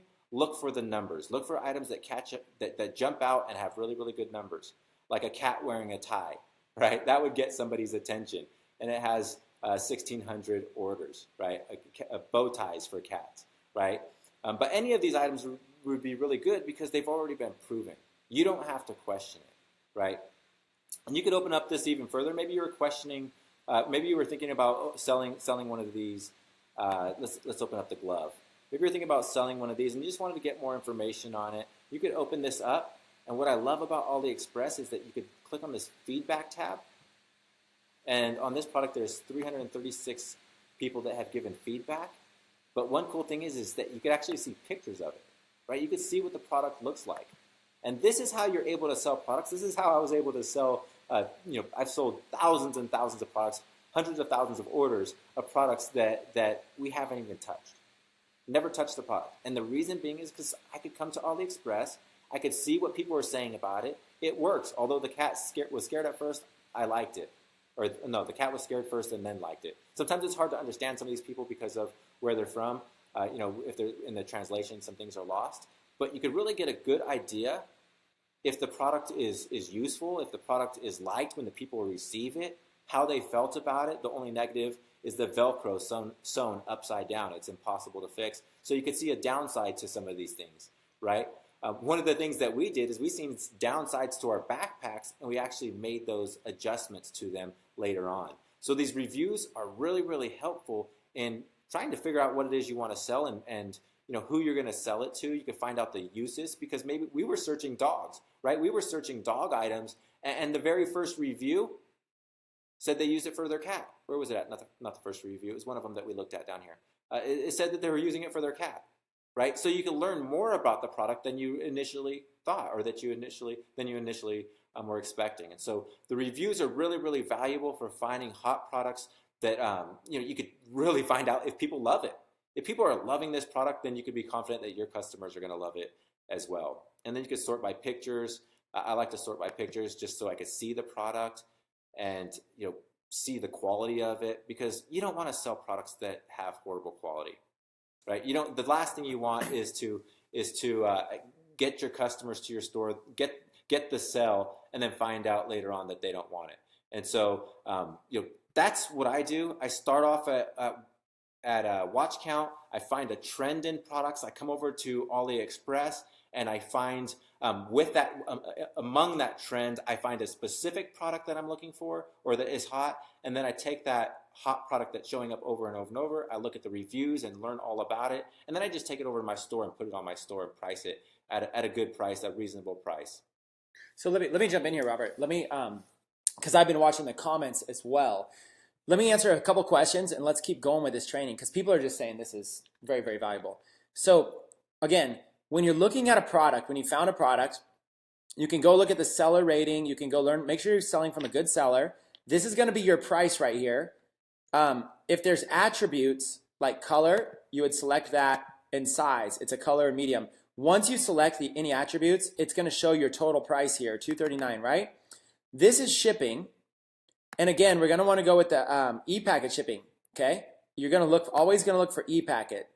E-packet's going to be the best shipping. It's going to allow you to track it. It's going to be basically very inexpensive. It's going to get there fast. It's just this is the one you always want to, ideally there's millions and millions of products on here, so you really only want to focus on products that have e-packet and from a good vendor. Sometimes you'll come across products and you look and it doesn't have e-packet, and so it's easy just to find another vendor because chances are there'll be another vendor that does. Exactly. So if this one didn't have e-packet, you don't go like, oh no, my hopes are completely blown. I love this product. Just review it a little bit more and see if you can find it. Because you want to get the product, I don't want the product to take 45 days or 39 days or 39 days or whatever. Even though it's only 11 cents, I just want it to be there as simple as 12 to 20 days because it's drop shipping. Now, some of you might think, we live in a society where customers aren't willing to wait 12 to 20 days anymore. But the reality is that you've got to start somewhere. And because you guys probably don't have money to go buy your own inventory and your own stock, it's better just start off with products that take 12 to 20 days, get used to this business, and then eventually you can order your own products and you can get it to the customers faster. That's what Robert did. Robert actually eventually started ordering backpacks himself in bulk, because then he could like be in charge. It doesn't have to take 12 to 20 days. It might take 12 to 20 days to get to Robert, to his house, but then it's only, then he'll sell it and he'll only get it like in 2 days to the customer. So just start here, e-packet, 12 to 20 days. Once you select that, you'll notice the price is different. This is your actual price. So even though it says $239, that's not your actual price. Your actual price, you have to select the attributes and choose e-packet. Once you've chosen e-packet and chosen whatever attributes there are, it should show you a price here. That is your actual price of the product. So even though it says $239, that's not your cost. Your cost is $397. When an order comes through, if Billy from Michigan orders one of these brush gloves, it's going to cost you $3.97. So you have to mark this up. You have to sell for more. Now, how much should you sell for? I think if you're a brand new beginner and you're just trying to reach that $100 in sales, you guys want to see how crazy I am. You know how much I would sell this for? I would sell this for $4.95. Now, before you guys wonder what the heck I'm doing, let me explain why. I would sell this for $4. This product here I would sell for $4.95 with maybe with like free shipping or really cheap shipping, like $2.95 shipping. Here's why. Okay, I'm gonna show you guys right now. Let's do brush glove. Let's go back to Google. Let's go back to that Google search I was doing earlier, where you can do a site search. Site myshopify.com, and let's do brush glove. Okay, and let's look at and maybe just like dog brush glove. Okay, now one way to do it is you're looking at all these results, but you can actually go look at images, and you'll see the exact same image. So I went over here to my Shopify dog brush glove. Look how I said images, and now I'm able to see that exact blue glove. So all these, see how this one's different? All these sites, all these pictures with the exact blue glove, these ones right here, I can basically go here, click on the image, and I can go visit the page. Now look at this. I'm on a Shopify site that's selling the exact glove. Okay? I'm basically showing you, and this is us, not even pre-scripted. It's not like, I don't even think Robert meant to look at this, and you definitely know I didn't know he was going to do it. So this is us just showing you how simple it is. Look, this logo, super generic, super easy. This theme design, super generic, okay? And look what they did. They've got a couple pictures, and you showed all that happened was Robert went on here and just dragged and dropped these images to his desktop. Okay, he just dragged and dropped these images to his desktop, and then he uploads them to his store. Okay, and there's also tools. There's tools you can use to import products. But me and Robert don't even really import products. We just go and we spend our time looking for a winner. Once we find a winner, we upload some pictures. And look, see how it's called the Amazing Handy Pet Brush Glove? Does that sound a little bit better than the True Touch De-Shedding Brush Glove Pet Dog Cat Gentle Efficient Massage and Grooming? So when Robert said don't use this title, do you understand why? The vendors, the wholesalers, who are the people on Aliexpress, who are they targeting? They're targeting guys like me and Robert who want to go sell this. So they're putting in a bunch of keywords because I might put in like pet grooming, and they want to show up for pet grooming. They're basically putting in a bunch of keywords to show up. But when you're selling to the public, you need a cool title like this. The Amazing Handy Pet Brush Glove. It sounds like an actual, like, legit product that you would see on, like, an infomercial.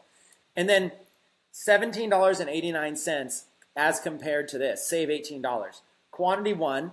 And look, free shipping. So they're selling $17.89 with free shipping. They've got a description here. And then they've got a little video of somebody using it that they found on YouTube. So listen, you guys, this is why I taught you the site search. You could literally model after this. If you wanted to sell this glove, you just got an idea for a title, an idea for a description, you just found a video that you can embed, and you just saw kind of how they use the pictures, okay? And you kind of also get an idea for what somebody else might have done some product research on to see what it should sell for. So that's why I love being able to just model after sites, okay? So you do that, and now you've got this idea for this handy pet brush glove, okay? This de-shedding type glove. And so now you go in here and you're like, okay, what's your cost? Your cost with e-packet shipping. Okay. Now look, if you use the seller's shipping method, it looks cheaper, but don't do it. Just trust me, for the time being, as a beginner, always use e-packet. Just start with that until you know what you're doing. Consider all the other options for intermediate members only. If you're an intermediate Shopify seller, then use those. If you are a beginner, just use e-packet. It's easier to focus on one thing and do it right. Use only, okay, so here's my rules for you. Only use good vendors with a lot of feedback and a lot of, and if this one had one diamond, see if you can find it from another vendor. You know what I'm saying? Try to find it from someone else. So you're looking for like a good vendor. And now this is $3.97. Okay, that's your cost. So when you go to mark it up, it's $17.89. So from $4 to $18, that's like $14 in profit. You could spend like $10 acquiring a customer and still make money. But watch what I would do. Here's what's crazy, okay? I would charge $4.95 for this. Now, hear me out, because I think a lot of you right now are about to get to your first $100 very, very quickly. By charging $4.95 for this, my goal is that it is so cheap that price is not an obstacle, okay? It's so cheap, price is not an obstacle. As long as I have a good picture, some good copywriting on here, you know, explaining it, I got a little picture, and this thing's only $4.95, you know, compared to normally $25, whatever. It's only $4.95. I might even do free shipping. Now, my cost is $4. So here's the deal. I'm going to lose money on this. Now, hear me out, and let's talk about strategy. The reason I'm willing to lose money is let's go $4. Okay, watch. The Chris Record method to your first 100 in sales, okay? Example, product costs you $4 out the door, okay? And this is important for you guys to understand. Robert and I had a talk in the kitchen about this, and we even agree. It's important to get your first sales, okay? Product costs you $4 out the door. You sell the product for $4.95 plus free shipping, okay? You collect $5 from the customer. You pay $4 to the wholesaler. You make $1 in profit. Okay, now, your cost in Facebook ads to get a customer might be, let's say, $4. Eventually, you're going to get that down. So, after advertising, your profit is negative $3. Okay, now, this sounds crazy. Nobody wants negative money. But here's why I like to do this. And this is why I do this all the time. Because this is just, you're just testing to see, let's go back to this. Here's why.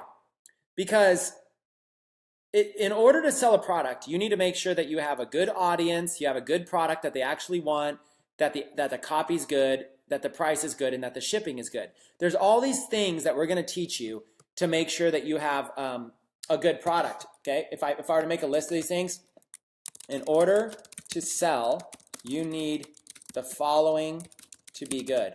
Okay, and watch these bullet points. You need to have the right audience, the right product, the right advertising, the right copywriting, the right price, the right shipping, and then the right trust, like your store. Okay, so take a look at those notes right there. You need the right audience, the right product, the right advertising, the right copywriting, the right shipping, and you got to have some trust with your store. Your store just can't look like, it actually technically can. I've seen some really crappy stores, but you shouldn't. You know, like if you could avoid it, you should, you know, when they come to you, or just like it has to work. Like, let's even just put the word working. Like, you might have a setting that you didn't do, or you know, make a test purchase yourself and make sure that it actually works. Okay, so let's look at this. The right product. Okay, well, we did some research and found kind of like a high selling product. So okay, let's try this. It might work. The right audience. You're gonna need to find dog owners and stuff like that. Who knows? That's gonna take some skills. Okay, so that's something you're gonna have to learn. The right advertising. Yep, you're gonna have to learn Facebook ads. The right copywriting. I mean, at least you can kind of copy somebody else's stuff, but it should look something like this. Free shipping. It's got a description. Great pet hair remover. It's got a video. This would be the copywriting. Okay, and then you've got the right price, the right shipping, and you got to have a store that works. What I'm saying is these two right here, the right price and the right shipping, okay? Let's make those red. You can take care of these and make sure those aren't the issue. That's my point. If there's 1, 2, 3, 4, 5, 6, if there's 7 things here, let's change these to numbers. If there's 7 things that you need to get right in order to make money from your store, if there were 7 things, I'm able to take 2 of these out of the way for you right now by just changing this to $4.95 plus free shipping. Now you know you have literally a price so low you're losing money. If that price, so now when you're going to sell, if you're not selling, you know it's not because of your price. So now if you try and your product doesn't sell, at least you know it's not because of your price. Okay? And if the product is selling a lot, you know it's not because of the product. And if you have good copywriting, you know it's not because of the copywriting. So now you've narrowed it down, and maybe you got to check to make sure your store's working. Okay. Well, now you've narrowed it down. You know what it is? It's your advertising and your audience. So now you're like, oh, maybe, I've been targeting Chihuahua owners and it's just not working. Let me go target, maybe you're like, oh, I didn't realize, maybe Chihuahuas don't really shed. And maybe you're targeting poodle owners and you're like, oh, poodle owners don't really shed. So now maybe what you're doing is you're getting a little bit better and you're like, oh, what's a dog that sheds a lot? Let's try to target some dog owners. Maybe your advertising was too broad or you're using the wrong type. At least you can narrow it down to figure out one thing. My advertising is the issue. But let's say you were doing everything right and nobody was buying. It probably was your price and your shipping. So what I like to do is I like to start with like $4.90. So remember, your product over here is going to cost you like $4. You're going to go sell it for $4.95 with free shipping. Okay, so watch how this is going to work. You're going to start by selling it, okay? We're going to start by selling it. So start with $4.95 plus free shipping, okay, where you're losing $3 per sale, okay, which is what we had here. Your profit is negative. Start there. Then go to $4.95 plus $2.95 shipping. Now you're breaking even per sale, okay? And let's put a little thing here. Let's say sell 5 of them, okay? Now here's why. Because at the end of the day, all you really need to do is figure out how to sell something. Can you find the right audience, the right product, and can you sell it? Trust me, if you guys can just sell something, you're gonna do great. So start cheap and then sell it. Now sell 5 of them. And then go over here and sell 5 of them. Go over here and now add shipping so you're breaking even per sale. Now you've gotten 10 sales, okay? And you're selling the product over here for $5, so you've just made $50 of your $100 challenge. You just made $50, you sold 10. Your first 5, you were losing $3. Your second 5, you're breaking even. Now watch this, okay? Now watch how this is gonna work because this gets powerful. Okay, let's just even go like this. First 5, let's say orders 5 through 10. Let's say orders 1 through 5.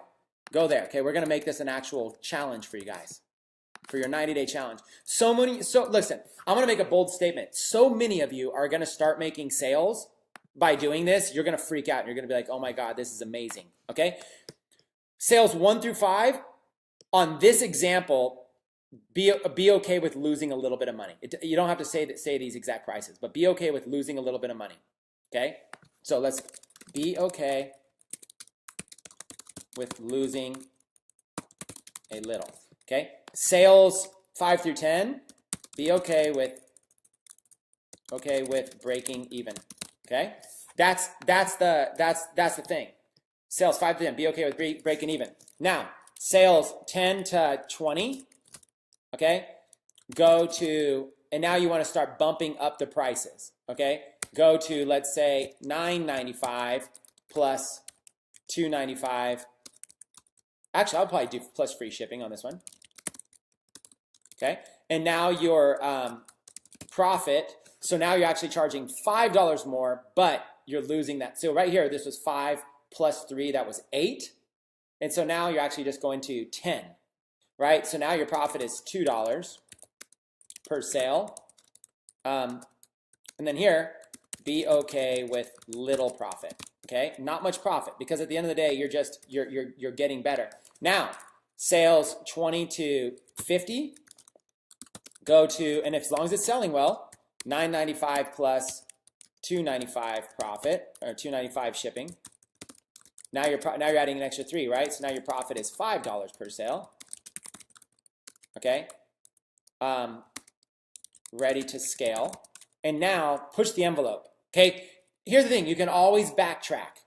If you keep pushing this higher and it doesn't convert, you can always go back. So now sales 50 to 100. Let's do another 50 sales here. But on these ones, let's push it a little bit. Let's go to 995 plus. Let's go to 495 shipping. Profit is now you just added an extra $2. Now profit is $7 per sale. Ready to scale big. Over $1,000 in sales at that point. Yep, and you've already done over $1,000 in sales. You're already at the round 2, and then at this point, 100 plus sales. Now you've got a solid margin right there. 995. Now 100 plus sales. Scale out like crazy. If it doesn't work, go back to previous pricing. Okay.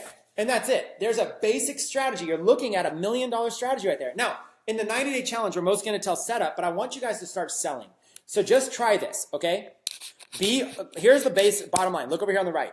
On your first handful of sales, be okay with losing a little bit. Then be okay with just breaking even. Then be okay with just a little bit of profit. At that point, you've figured out if a product can sell or not. Your first 20 sales, kind of figuring it out. Now, what else is happening? Facebook gets smarter with every sale you make. They start optimizing your ads to target more people likely to buy. So, by getting more sales, even if you are losing or breaking even, you mature a pixel. That's advanced, okay? Advanced. Maturing the pixel means Facebook optimizes your ads to perform better. That's all that means. Okay. Now, for the same ad spend, you are making more sales because of this strategy. Okay. So what this is, in a nutshell, you guys, this is an amazing strategy that most of you are not doing. Here's what most of you are doing. You're starting here. I promise you. This is, Robert is over here shaking his head, nodding. It's because what most people do. You're starting, wanting to have a ton of profit per sale. In fact, some of you are like, oh my God, there's $20 profit per sale. I'm going to kill this. If you know you have the potential for $20 per sale, then go down here and just break even or even lose a little bit, knowing you can change the price. Now, in order to do this, there's something very, very important. To do this, do not mention cost, price of product or shipping in your advertising, okay?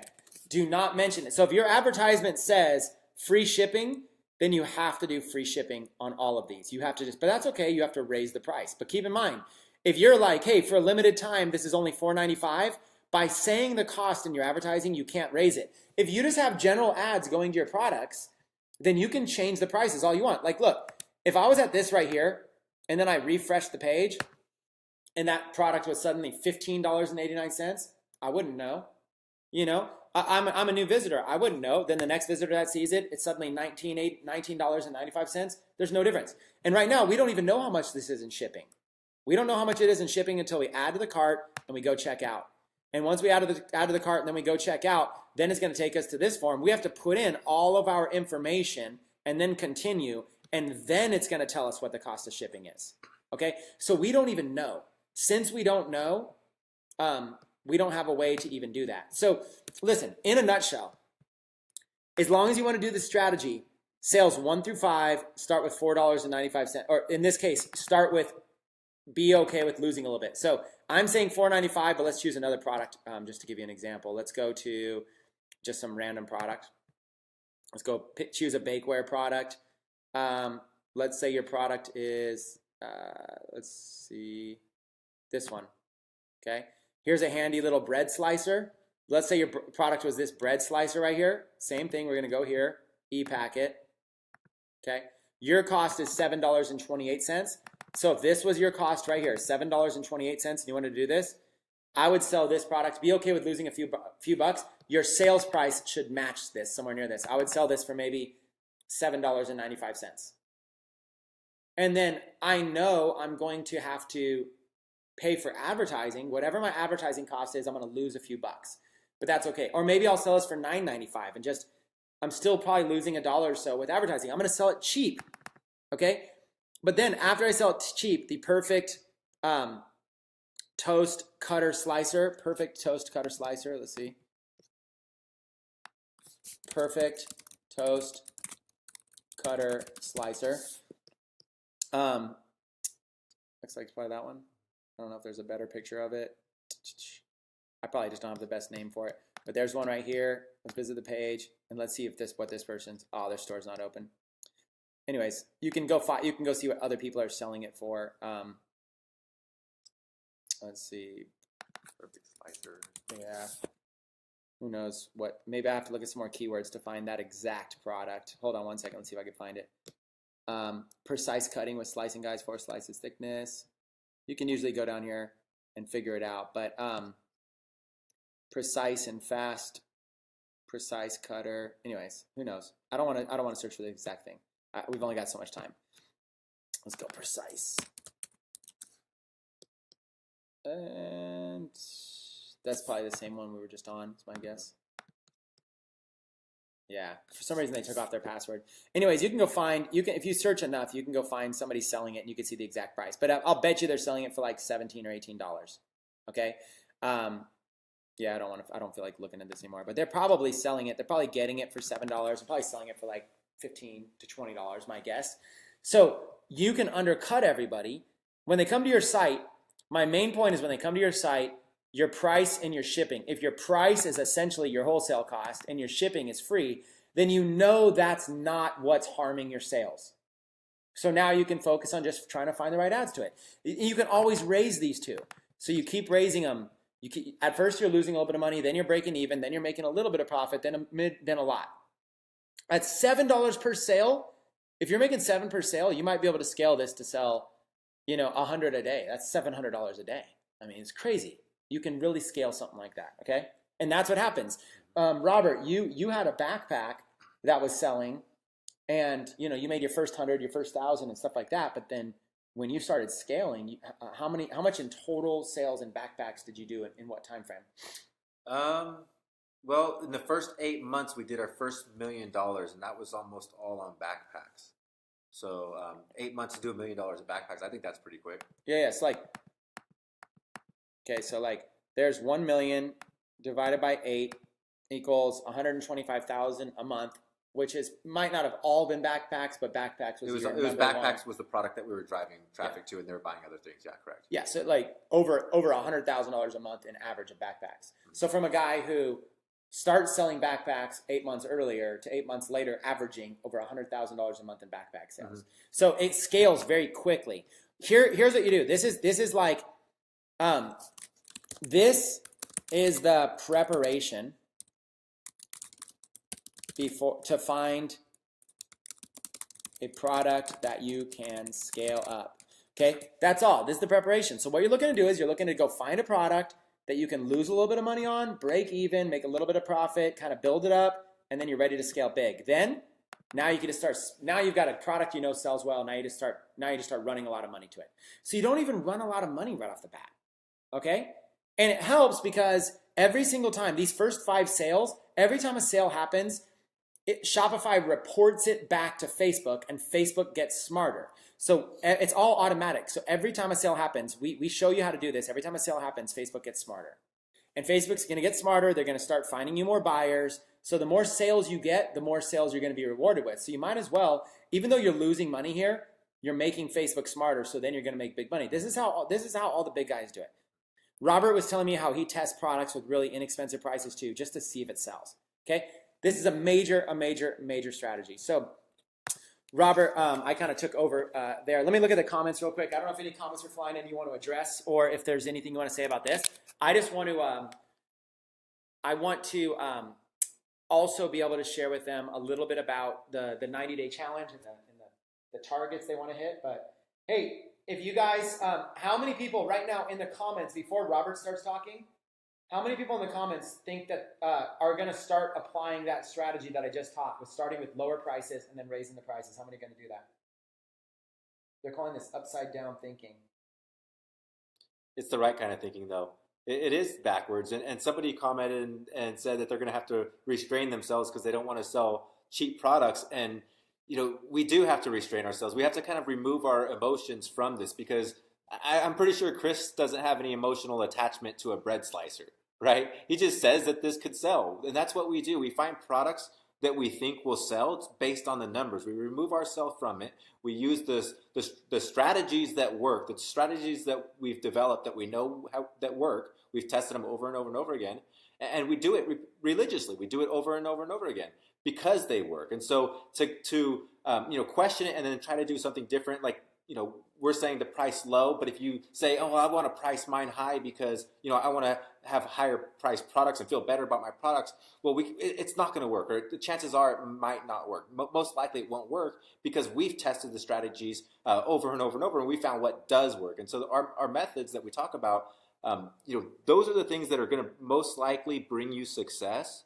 And you might get lucky doing some of the other things, but most likely you're not. Most likely you're just going to struggle like a lot of other people and beat your head on the wall and say, why doesn't this work? And so we wanted to remove that. Chris wanted to remove that. That's why he typed up the notes so you could see what we're saying, and it becomes clear that there's actually just simple steps, and if you follow those simple steps, it works. And it might take some testing, it might take some practice, it might take some tweaking, but it does work. And the strategies are going to be your quickest chance to success rather than just trying to do things on your own.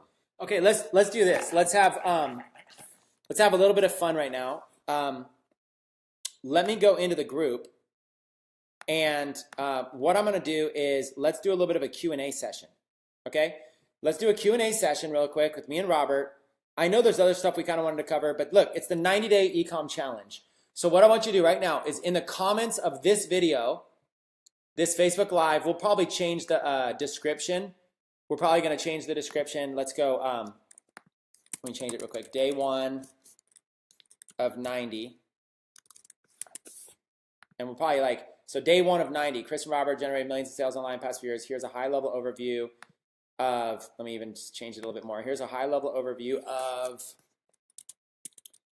how to find winning products to sell on your Shopify store. Plus Q&A session. Okay. So this I'm just editing this post right here so it's a little bit more relevant. Find this post. So if you're watching the replay, whatever, find this post, the day 1 of 90. Go on here, find this post, and ask questions in the comments right now, and we'll pull them up and do our best to be able to answer them. Now, when they're live like this, obviously we can't answer every single question. So we're going to do our best right now to be able to answer some questions. And so let's do that rapid fire for a little bit and then maybe hang on. I know we didn't cover everything we need to cover, but let's do this. Okay, how do we get the notes? The notes will be posted in the files section of the 90-day challenge. They'll be over here in the files section. There'll be notes that get posted there. Keep your questions coming. And if you've asked your question, just go ahead and ask it again. How much should we spend on Facebook ads using the strategy previously explained? We're going to teach Facebook ads in more videos, but you should be spending $5 a day. But we'll teach that in more videos. Can you do a strategy with print on demand? With print on demand is different. We didn't cover it. I don't know if we're going to cover it today. I wanted to. We're probably going to do print on demand tomorrow. So just wait on the strategy for print on demand. If we are ready to do Facebook ads, where do we start? Diane, if you're ready to do Facebook ads and you don't require training, then just start with the training at ecomtutor.com. Okay? Go to ecomtutor.com, start with the training there. If you're ready to advance, today's day 1 of 90. You can't teach everything on the first day. If anybody here is ready to go, that'll be good. Will you do live videos for all 90 days? I don't know if we can commit to them all being live, but a video will be submitted here every day for 90 days. Okay. What apps do we have to install? That'll be covered on another, in one of the 9 days. We'll do a whole entire day dedicated just to Shopify apps. How can I use PayPal to pay on Aliexpress? We'll have to cover that later. On the $4.95 plus shipping, would you limit how many they can get at that price? No, you just keep an eye on it. Dagmar, just keep an eye on it is the easiest way. That's what I would do. I would just, when you're a beginner, you're not going to get suddenly out of nowhere. You're not going to spend a $5 ad and get 1,000 sales. Okay, so just don't worry that much. You're going to get sales are going to trickle in. You'll have plenty of control. Sean, when should we expect the daily trainings? Every day at 5 p.m. Eastern time. Okay, so let's put that in the comments. Daily trainings are every day at 5 p.m. Eastern time, and we'll put roughly. Like today was like 5 minutes late. Okay, so sometimes this. Does Chris still do 2 hours of cardio every morning? No, that's kind of random. Okay, I have 2 Facebook free plus shipping ads going. Oh, here's a good question. I saw this on my phone. Okay, here's a good question. Oyane says, I'm going to charge you, Chris, because after hours of putting my store together, I'm going to have to redo everything. Okay? No, don't redo anything. Okay, listen, the strategy I just told you is only for products you're running ads to. Okay, let me clarify this really quick. Okay? This strategy is only for products you are running ads to. Okay? You can have all the other products in your store set at high markups if you want, okay? Whatever markups you want, okay? So if you have a store, an example is, let's say you have 50 products in your store. You are likely only going to be running ads to 3 to 5 of them. That's where this strategy applies. So that question that says you spent hours putting your store together, you're going to have to redo everything. Please do not redo everything. This strategy is only for products that you're running ads to. Okay? And the cool thing about that is that that's where you actually make some money in your first 10 orders, where you're barely breaking even or losing money. You can actually make some extra money, because when they come to your store for the product that you're driving them to, that product that you're promoting, they're going to look around on your store and find other items, and you could get those sales. And if they're priced really cheaply, you're still making no money if they're buying those things. So you want to price them at a point to where you're going to make a little bit of money off of them. Okay, if you want to sell made in the USA, where do we get them to drop ship? You guys, I have this other site here called ecomtutor.com. You can go to a site called ecomtutor.com. Okay, need more training? Go to ecomtutor.com. Okay, if you need more training, go to ecomtutor.com. Ecomtutor is this site here, and it's got lots of start now by downloading this free PDF training, the ultimate guide to making money online with Shopify. Download the PDF notes from the webinar replays. Click all the links on here. Watch the videos. There's a lot of stuff here. This is all here. So like you can go in here and learn this kind of stuff, right? So, and then here's this document here, the beginner's guide to making money. This document teaches a lot of advertising, all kinds of stuff. It explains the plan, to get the plan. And look at all this advertising. $5 Facebook ad system, 10 sources of free traffic without paid ads, Shopify beginner's overview, 7 lessons learned from a $100,000 a month seller, the find, list, sell method, $35,000 in 12 days, finding products and choosing niches, advanced Shopify training with Robert from a webinar interview I did with him. That was like, I remember that one, Builder Pens. Yeah. Builder Pens. That was like, look, the guy I'm on with right now I have an advanced training. This is like a video interview we did a long time ago. Facebook ads training right here.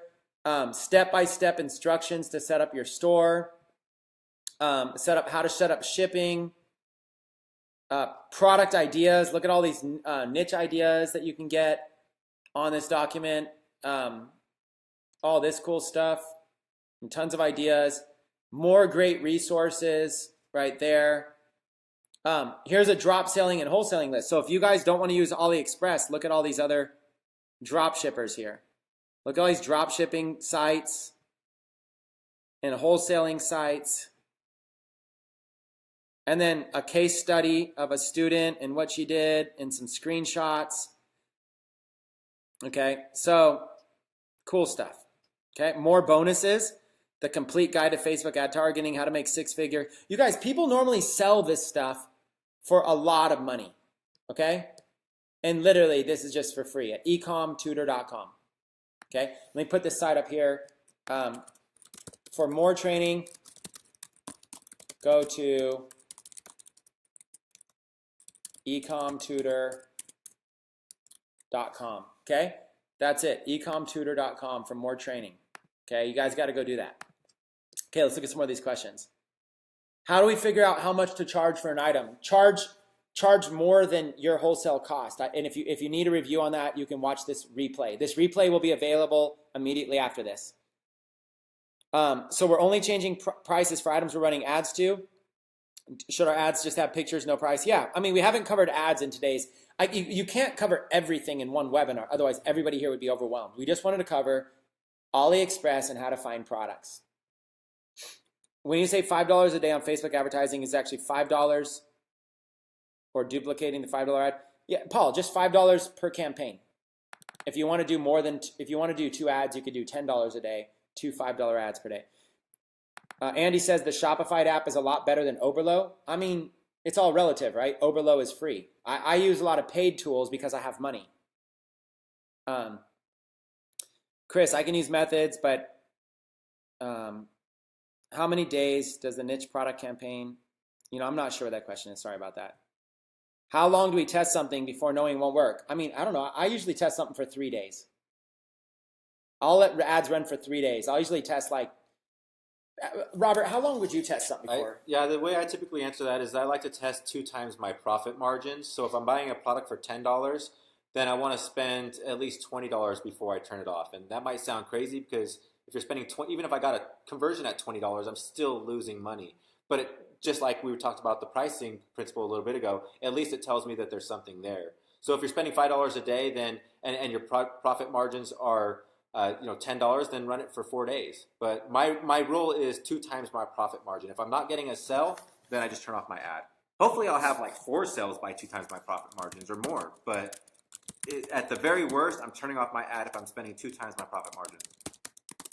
Okay, Robert's testing rules, 2 times profit margin. For example, if a product has $10 profit, he will invest 20 into ads to see if it sells. Pretty simple, right? If the ads are $5 a day each, then he will run it for 4 days.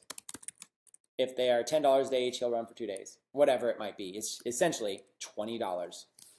If the product has $20 in profit, he will run $40 in ads. Does that make sense, you guys? It's a valuable little technique right there. Is it okay to mention the price on ads is a special offer? Yeah, you can, copywriting is copywriting. You can mention there's special offer, discount. You guys, study what other people are doing. Study what other people are doing and saying and try it out yourself. And trust me, this is day 1 of 90. We'll teach you plenty. The one thing on that, though, because Chris mentioned about changing the price when you first have your pricing low and you want to raise your pricing up on your store, if you have the price on your ad, then you won't be able to do that. So that's only the only downfall of putting the price on the ad is that you can't raise it on the store because then the price is already on the ad, and so it will be wrong. Yeah, so the general rule of thumb is when you guys are advertising your store, you got to ask yourself, like, am I boxing myself into a certain price or a certain deal, or do I have flexibility to change the price? You want the flexibility in the beginning. A lot of people are saying good stuff, Robert. I saw a lot of feedbacks earlier. We're not getting into calls to action or Facebook ads or anything, you guys, today. We haven't. It's ask questions about Aliexpress or ask questions about any other process we touched. Yeah, go read all that. Which is better to use, for a niche store or a general store? So a niche store would be like a store for dogs, or a store for hiking, or a store for golfing, right? It's a store built around a niche. And then you have a general store. A general store could be like, to get rid of a lot of disbelief on general stores, people just throw up a lot of random items and say, well, this is a general store. That's not a general store. A general store is a store that still has some sort of angle, but the products on the store are still kind of general. So you could have a 99-cent store, right? That's a general store, but everything's 99 cents on that store. And then you might add on like $5 shipping. Or you might have a general store. I had a general store that I called All Facebook Offers, right? The title of it was All Facebook Offers. Now, I couldn't use the name Facebook, so I had to change it. But the idea of that store was it's a general store, but it's offers that would be found on Facebook. And so I wanted to clarify what a general store is before saying which is better. I say a lot of times, if you really don't know, if you just can't figure out a niche that you want to go into, I say start with a general store to test products. And then when you find a product that sells in your general store, begin a niche store for that product and start building product lines around it. I'm a fan of general stores and niche stores. You could get 10 people in a room and there's a benefit to each one. Mm-hmm. But when you're a beginner, it's really nice to have a general store because you can test, you're probably not good enough to pick a niche. You might go, you know what? I heard Robert's in the backpacking niche, so I'm going to call my store Backpack Gear Unlimited. And then you're going to be all backpacks. And you might, you're like, hey, Robert made millions, so clearly backpacks are good. But the reality is, instead of calling yourself Backpack Gear Unlimited, at least go more broad than that. Like, even if you're not a general store, like everything, maybe instead of backpacks, maybe at least call yourself like an outdoors store. So you're at least more general, because now maybe backpacks don't sell for you, but at least now you can try to sell a bunch of different types of gear, like hiking gear or running gear or summer gear. You could really get very, very general. So what you want is in the beginning, you want more freedom to test different products. Now, once you get good though, once you get really good, you can build a niche store. You had the pen store. Tell them an example. After doing this, you formed a niche store.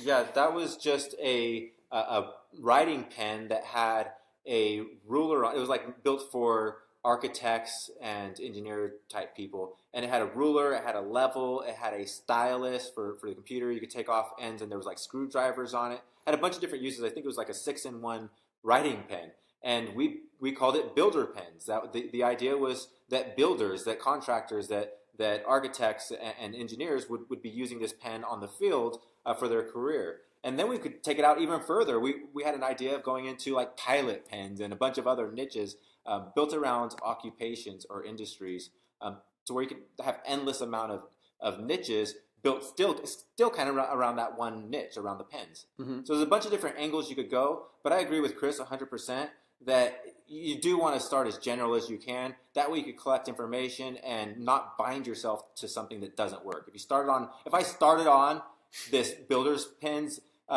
site, if that was the first thing that I did, chances are it would have failed.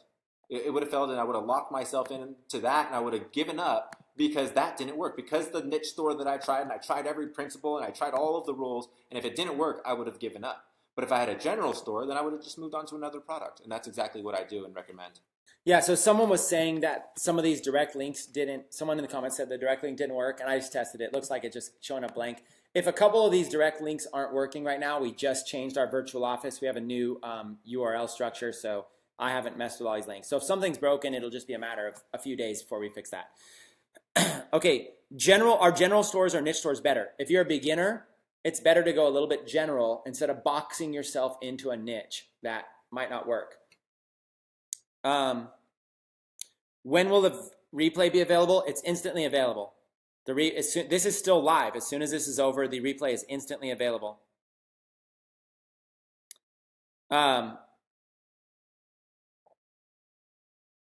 If you guys are having problems mapping your domain names, then you can contact Shopify. If you guys ever have any problems with your Shopify store, contact Shopify. They're incredibly good.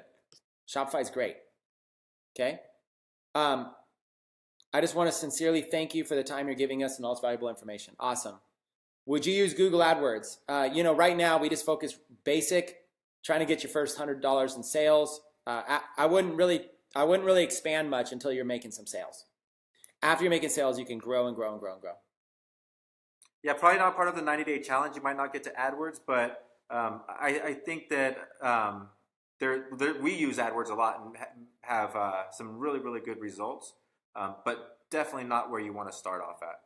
Yeah, for those of you asking what future lessons are going to be like, we got 90 days to cover a variety of things. Month 1, we're going to focus on building out your store, which is why we're focusing on products.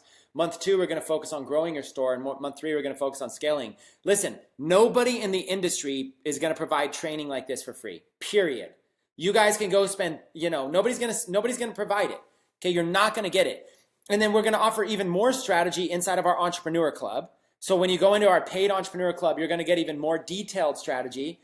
And then we've got our school. Tecademics has a school to go in depth. And then we even have interactive work if you guys have seen our incubator. So listen, everything from our free training to our paid training, nobody in the industry offers anything to this level for what we're doing. You guys don't need to go anywhere else. You guys don't need to buy any training anywhere else than what Tecademics recommends. Okay? This 90-day training is going to be off the hook for 90 days, you guys. So listen, we can't answer too many more questions because we've already been going for a couple hours. Let me see. I'll maybe just do 2 or 3 more and then we'll wrap it. Charles says, how to get good at copywriting. Charles, use that site search I told you. Review a lot of other sites and go look at how they write copy. That's how I learned how to write copy, was just modeling after how other people do it. Success leaves clues. Richard, would a general store confuse Facebook when they try to optimize it? No, a general store is looking for buyers. Especially, look, you don't have to have a general. You don't have to sell every niche under the sun. We're just saying don't be super specific. Like a super niche store might be classic car accessories, okay? Muscle car accessories or something. Instead of muscle car accessories, you want to go more general to car accessories. But instead of car accessories, go more general with like an automotive store, and one category is car accessories and one category underneath that is muscle car accessories. You see what I'm saying? Like, and I'm just, by the way, I just said that because the classified ad was right here. That said classic car. That's where the idea got planted in my mind. But do you know what I'm saying? Like, it's okay to be in the automotive niche. That's a general store. I mean, technically speaking, it's a niche store, but that's not what we're talking about. We're talking about like, just don't box yourself into something so small that you don't have a lot of room for experimenting, because you're not going to be good enough to predict winning products right off the bat. You're going to need to experiment, try a few different ones to see what's going to work. So just try to go a little bit more general in order to have a good chance of success. That doesn't mean you need to start up a new Shopify store. You don't. Literally, you could just buy a domain for like $5 from GoDaddy, and that's it. Map a domain name, have a basic logo. So let's say your store was, I think Lawrence Aponte came out and taught on this. Let's say your store was like Texas apparel, and you're focusing on all things Texas, or, Texas custom phone cases. Let's say that was your store. Texas, you're like, I'm going to sell phone cases to Texas. Instead of it being called Texas custom phone cases, just buy a new phone name that says like, phone cases superstore, like there you go. And then just change it.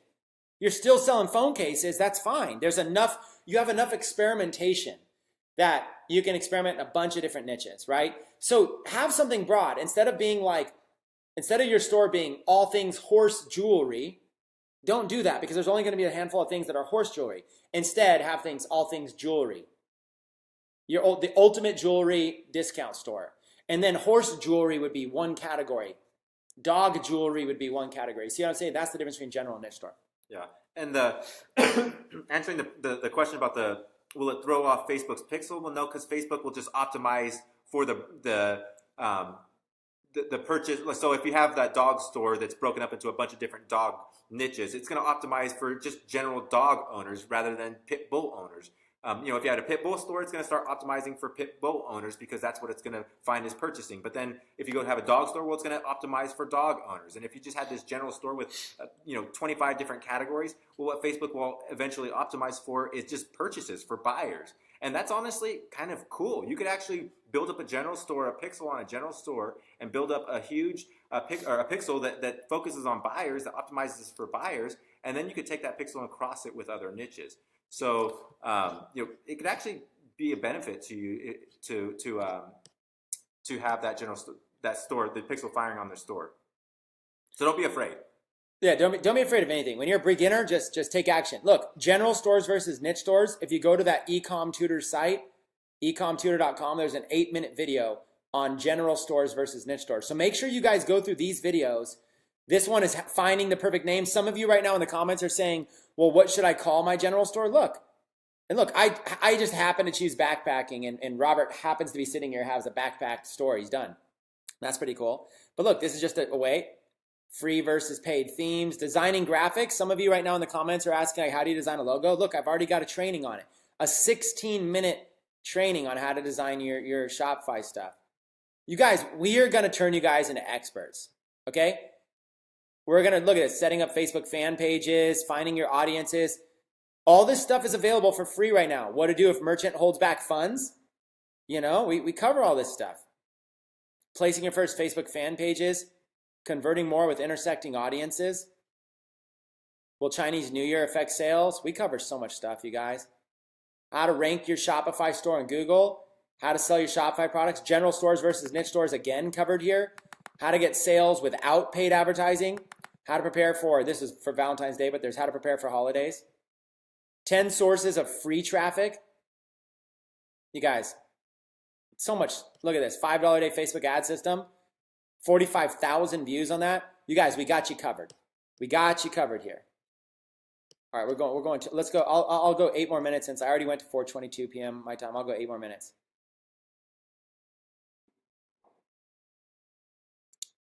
Did you recommend a game at some point? A game for writer's block? Yeah. You know, I did, but I don't know if it still comes up. It's called Typing Maniac. The game's called Typing Maniac for writer's block.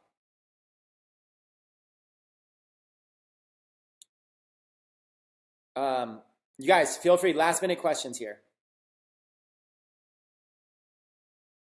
What would be a general store for baby stuff? Well, okay. You know, think about it this way. Babies don't buy things online. Parents buy things online, right? So really you're talking about what would be a general store? You could do a parenting. You could do a store for all things parents, you know? So like, and then that store, you've got to think outside of the box. Parents, how many people in the United States, that'd be interesting. I'm gonna Google that real quick just to show you how general something could be. How many people in the United States are parents? Just curious. Statistics. I don't know if it's gonna be easy. Oh, I hate it when there's just like text everywhere. I don't have time. 82.5 million is the estimated amount of mothers. Okay, 82.5 million and 66.3 million fathers. Okay, so the total approximately 148 million. So just in the United States alone, approximately 148 million people are parents. So that gives you an idea, right? So that's a general niche. Mm-hmm. Now, if I ask, if you start dialing down, like how many people, like if you start dialing down, like how many people play golf? Okay, that's pretty, it's niche. You'd be probably better off doing a sports store. Even though there's a lot of golfers, you'd be better off doing like a sports niche. So at least you have golf as a focus, but then you could also be like, hey, I wonder if I might have a better interest in like targeting people who are like passionate about volleyball or even like badminton or table tennis or ping pong, you know, stuff that like maybe people are more passionate about. The kind of person that like really plays ping pong all day is probably like more passionate than somebody who plays golf, believe it or not. It's crazy because like some sports might be more passionate than others. So you don't want to just box yourself into golf. You might want to do all things sports. Mm-hmm. And then if you really just go generic, just be like, you know, my generic super discount store or whatever. And you can sell anything you want. You can literally sell anything you want.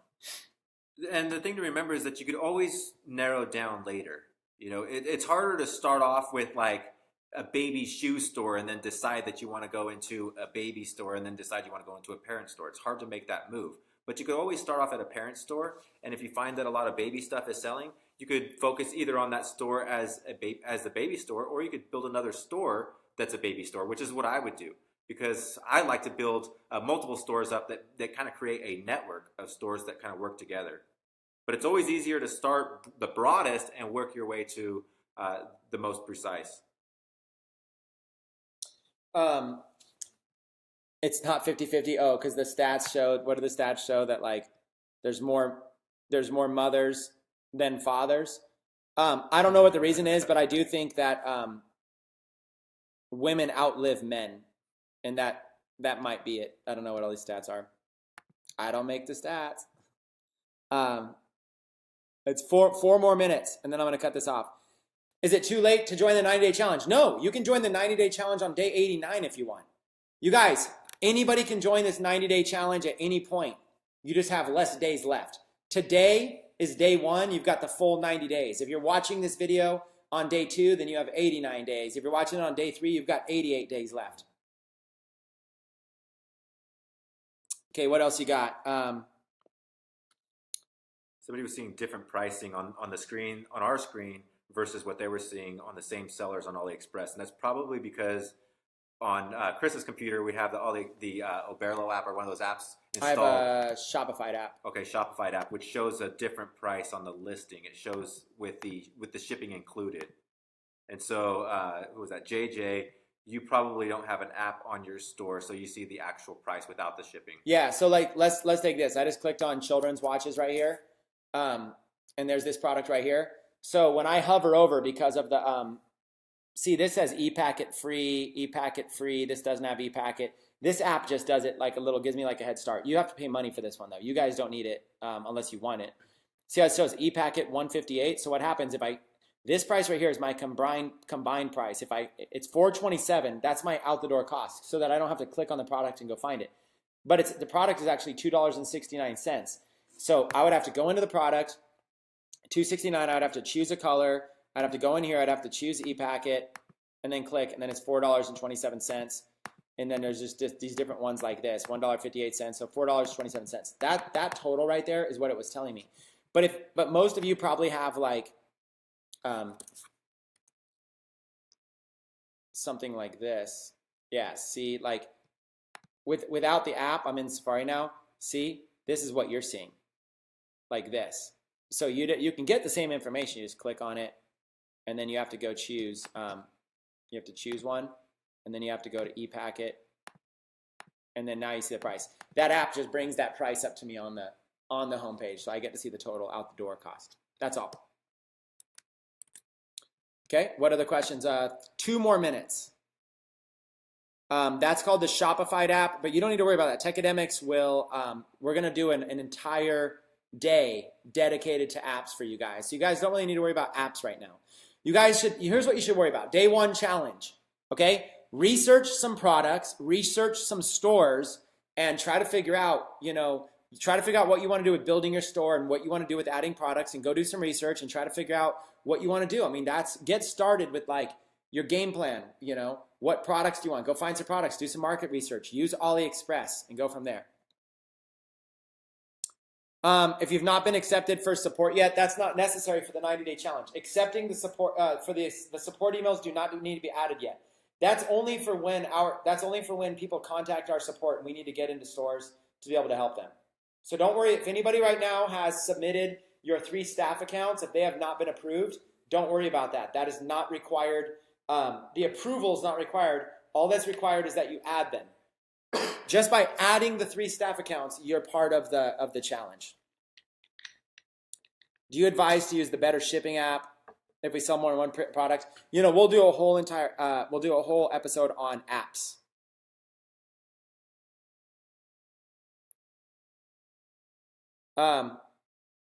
Every day we'll cover something different. Okay, last minute. Can new people see day 1 or day 2 if they join in a few days? Yes. Anybody that joins, the only thing new people would be missing out on is they'll have 1 day less or 2 days less or whatever it ends up being whenever they join. If they join on day 30, they'll only have 60 days left in their challenge, but they'll be able to go back and watch all 30 days of training.